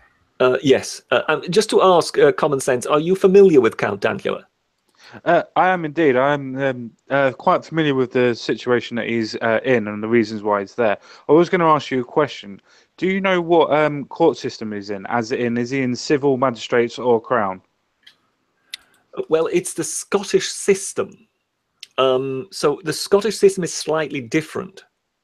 So with us, if it's it wouldn't be the civil. It's not a civil action being brought. So it's definitely a state. It's the prosecution bringing it. So it would be a magistrate issue then. It would have to be it would either have to be a magistrate's or a crown issue. But in the case of the Scottish court, so he is at a sheriff court. He is only heard by the case is only heard by a judge. So in that regard, you would think in the English system that would be parallel to the magistrate's court. Yeah. But the court has nonetheless the power to give him a custodial sentence. So that would then sound more like a crown court. So I'm not sure exactly how the Scottish system works precisely. So yes, he could go to prison for up to a year, I believe. But at the same time, there is no jury. There is only a judge. Wouldn't that be able to be then obviously, like yourself, I'm not 100% on the Scottish side of the law. I know quite well the English side, but wouldn't that then mean if he was not held by a jury and convicted by a portion of his peers, would he not have grounds for a retrial? This whole highly depends on how Scottish law works. So in that regard, I honestly just don't know. I'm assuming it must be above board and not appealable on that basis, or else it wouldn't be going ahead in this way in the first place. Because if there would be something dodgy about the proceedings, then chances are his lawyer would have intervened by now. No, yeah, that would make sense. Like yourself, I'm not 100% on Scottish law. Just in order to let sort of the colonials know here, there is a difference between English and Welsh law, which is one body, and Scottish law, which is a separate jurisdiction. So the two systems have slightly different ways of working. So if you are kind of, if you're familiar with one, you don't necessarily know the inner workings of the other. So by and large, they're very similar, but there are obviously different nuances between the two systems. So here there's clearly something that applies in the Scottish system that wouldn't really work the same way in the English system, and hence we're a bit nonplussed as to what exactly is going on. Pretty much. Yeah, Britisher, it's Sabbath, and there's a lot of people that want to follow you, but you don't give a shit about them, so you're never gonna. And they might want to ask you a question or two. And one or two of them people may be watching now, Brett. And as a Jew, I look at the Sabbath day as a very sacred thing and a time to be benevolent. And so I'm going to hit the button right now when I'm done saying this, that will allow the people to just, so if you want to ask the Britisher something and you don't want to do it on the thing, just come on in. Well, no, I think in order to perhaps just avoid complete chaos, they can always just put it in the chat. Oh, I'm done, dude. I'm done in 20 minutes. So we got 20 minutes. But otherwise, who knows what might happen? I mean, we've had times. It's there. I click go. It's there. And and a Britisher to that, I don't care what happens because, man, I'm not kidding. In 20 minutes, I'm fucking gone. If we hang out later, like we do sometimes, and everybody drizzles. Last night, what did I say last night? When we were on recently, it might have been the last time. That would be cool. But there was like, I don't know if you could feel it, but I was like, I wanted to talk to you, bro. I think you wanted to talk to me. And we were trying to outlast.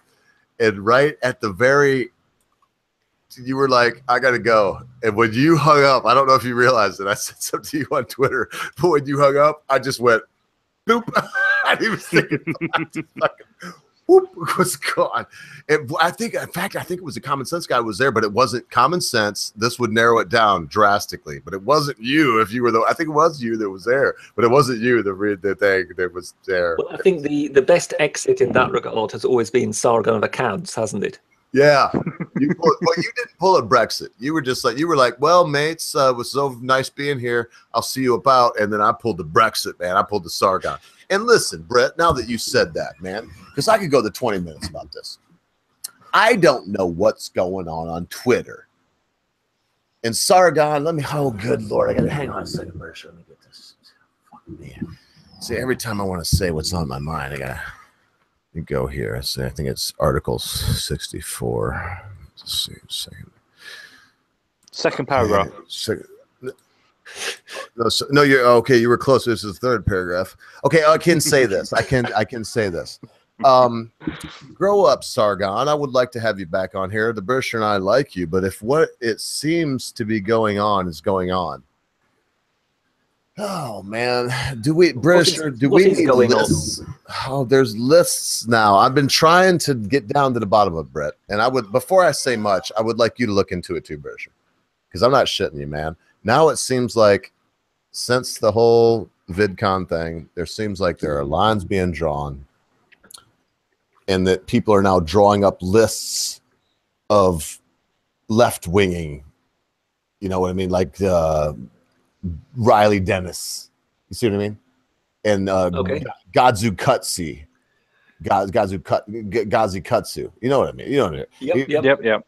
And The so Black Hitler guy, yes. And it seems like at this time, fuck me. Let me look again. Holy shit! I gotta be very careful with my wording here. I want to have him back on the stream. It was so good. It was 5.5 hours. I mean, what do you want from me? I gotta be very specific here. Yes. And it seems to me that if Sargon was a part of this, that he should come out and make a stand for what he believes in the public arena. And if he is part of any list making thing, I would not be part of that. I know that's in our contract, British. I just read it.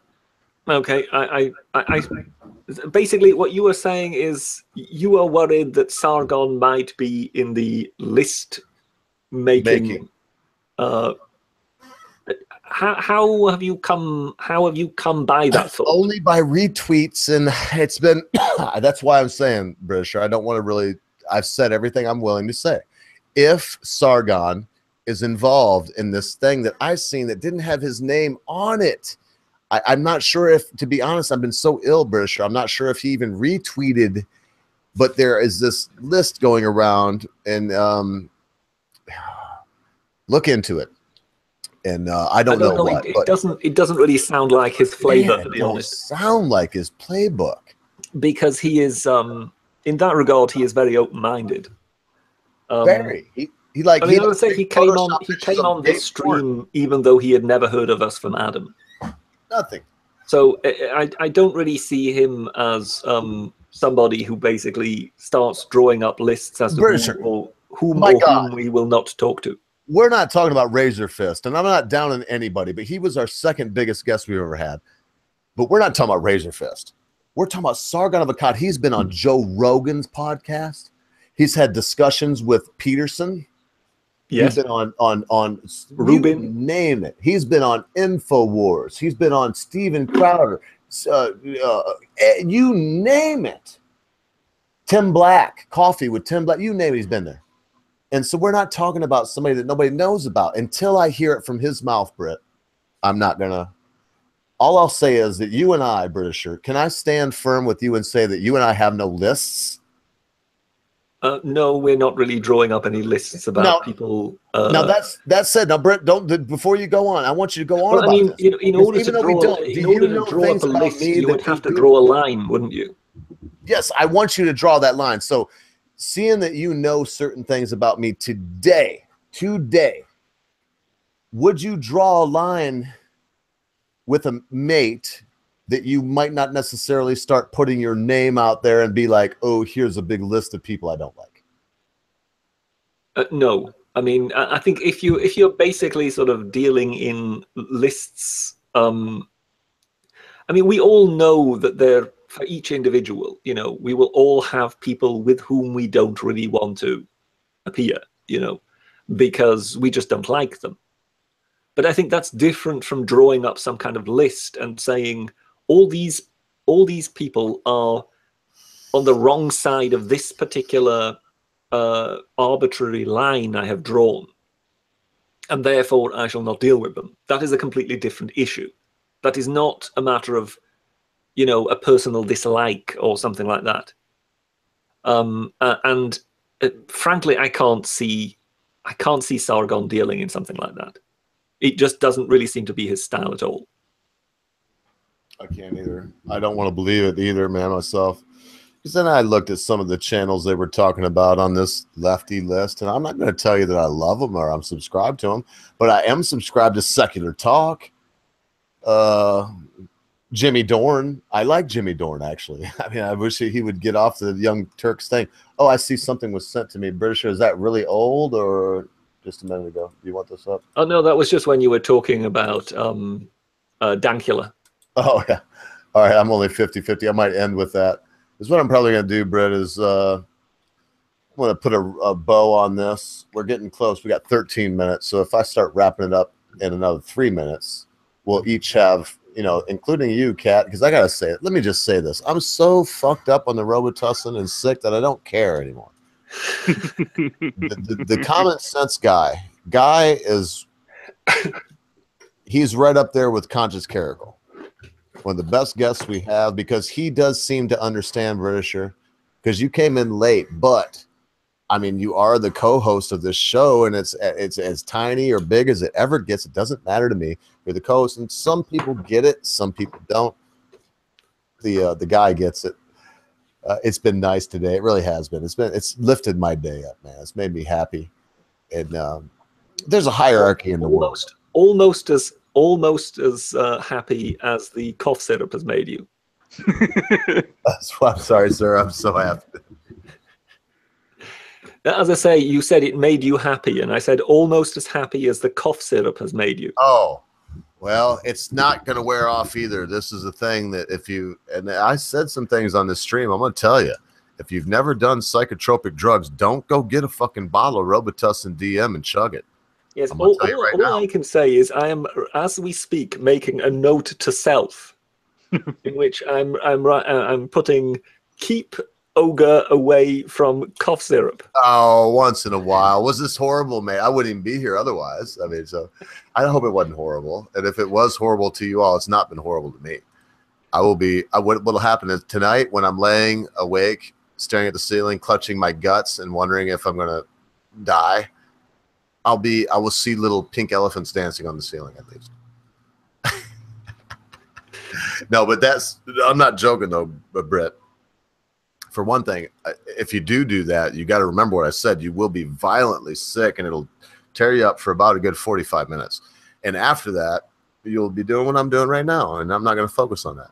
I'm really high. I'm what you would call tripping. You're in hugging chicken territory. Check out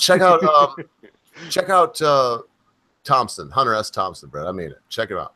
It's just, he was an unreal guy. And even though I don't want to follow his example for the way he, what you've seen Joe Rogan give his list of what he did, I don't want to follow that example. I would say I would put Hunter Thompson up. He is the writer. He's the Andy Kaufman of literature. Does that make sense? Sort of ish. Sort of ish. Well, he was so far out there that you wondered what was real and what was not, even in his writing. He coined the phrase gonzo journalist. When you hear that gonzo journalist, he was the first gonzo journalist. He called himself that, and that gave rise to that phrase. And in other words, he was submersing himself into the story to the point that he was part of the story. He started with the Hells Angels and then worked his way up to different things. Oh, anyway, I just realized. Can y'all hear me? Was I saying it?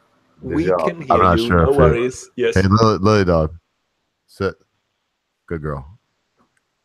What? Huh? I think now you're playing up to the camera, aren't you? Well, of course I am. Of course I am. But we've got like 9 minutes, so I want to give everybody a chance to put a bow on it. And I would definitely start with our very gracious guest, the guy. Well, thank you very much. To be honest, I haven't really got much to tie up, so to speak. I'd just like to say thank you once again for actually inviting us on and giving us a chance to express our platform. And I love talking to you two guys, especially the British. You're very informative. Both of you are quite intelligent, and I love talking to you. It's good. It's good to have you on. Thank you. Especially the British. This other guy here. How in the world did he ever get the British on his show is what I'd like to do. Well, I was playing up to the hammy. We all wonder about that uncouth colonial. We all wonder, says the man himself. With his strange, pale, sweaty pallor. Hey, it's not salty either, bro. What does it mean when it has no salt? You've actually already sweated out all the salts by now, have you? I'm gonna die. So, well, that was so quick from him. I thought it would be longer. Okay. I'm gonna go on the top of the hour if it kills me. I'll sort of go from here. There was an interesting piece of news. Well, it wasn't so much news. It was more of a kind of a little report or a memoir of a journalist who had been to North Korea recently. And it was just a beautiful little observation that if you happen to live in Pyongyang and you are near the town center, then at 6 o'clock in the morning, this bizarre piece of music seems to start playing. And it seems to come from loudspeakers within a particular clock tower. And the journalist in question sort of said that he later heard that piece of music again and recognized it when he was sort of binge watching for research purposes North Korean operas, which of course are all written by the great leaders of the past. You know, Kim Il-sung and Kim Jong-il. Because of course, being the leader of North Korea and being a bloody tyrant is not enough. You also have to inflict your art upon the people. So I think it was a piece that is actually apparently played on a theremin. You know, that famous, that odd electronic piece of equipment with which you can get these kind of strange sounds. And I believe the Star Trek, the original Star Trek music had a theremin in it. Hold your hand above it. Sorry, sir. So it's played on a theremin, and it's a piece of sort of North Korean propaganda opera that I believe was possibly written by Kim Il-sung himself. And when you hear it, I mean, the reporter even says it kind of does sound like brainwashing music because it has this eerie sound to it, obviously coming from a theremin. And it being played at 6 o'clock in the morning when the city is totally silent. I mean, he said, you have never experienced silence within a city, the likes of which Pyongyang has got, until you've, you know, been there. Because if a truck drives through the city in the middle of the night, it will wake you. Oh, Lord. Because it is so silent within that capital of a nation. So if at 6 o'clock in the morning, suddenly loud hailers start playing eerie theremin music, you know about it. But the best bit, of course, was that when he then started asking his handlers, because anybody who goes to North Korea from the West will get a set of handlers who make sure that he doesn't go to the wrong places. If you ask your handlers, you know that music in the morning? Where is it coming from? They will deny knowing about any music. Because they won't know. They won't know what the official position is on the music. So because they don't know what to say about the music, they will just deny ever having heard it. So every Western diplomat and whatever knows full well that at 6 o'clock in the morning, this bizarre sound starts going off in Pyongyang. But nobody in North Korea will admit to it because nobody really knows what the official position on that music is, or why it's being played, or what the purpose of it is. So it just happens every morning at 6 o'clock. So, yes, I mean, you know, next time you feel infringed upon in your rights because you can't join the US Army because you're not quite sure what your sex is, or whatever you think is some grievous assault on your liberty, just remember that you could live in North Korea, where you might every morning be woken by music, which has been playing now for decades, the reason for which has long been forgotten, but which nobody wants to change because it's official. And nobody dares even question because one doesn't know whether questioning it might get one into trouble. So, how shall we say?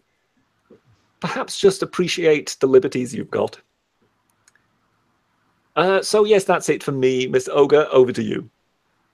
Wow. You know, for once you're going to leave me speechless, sir. You know, I'll find the words as I stumble through this first 15 seconds or so. I think of Winston. You know, I think of the horror story that is. I think of my old lady dying while she coughs out her last. She's also ill, but you notice she's working, and I'm sitting here doing a live stream. God have mercy on that woman's soul. She's a saint. She's a fucking saint.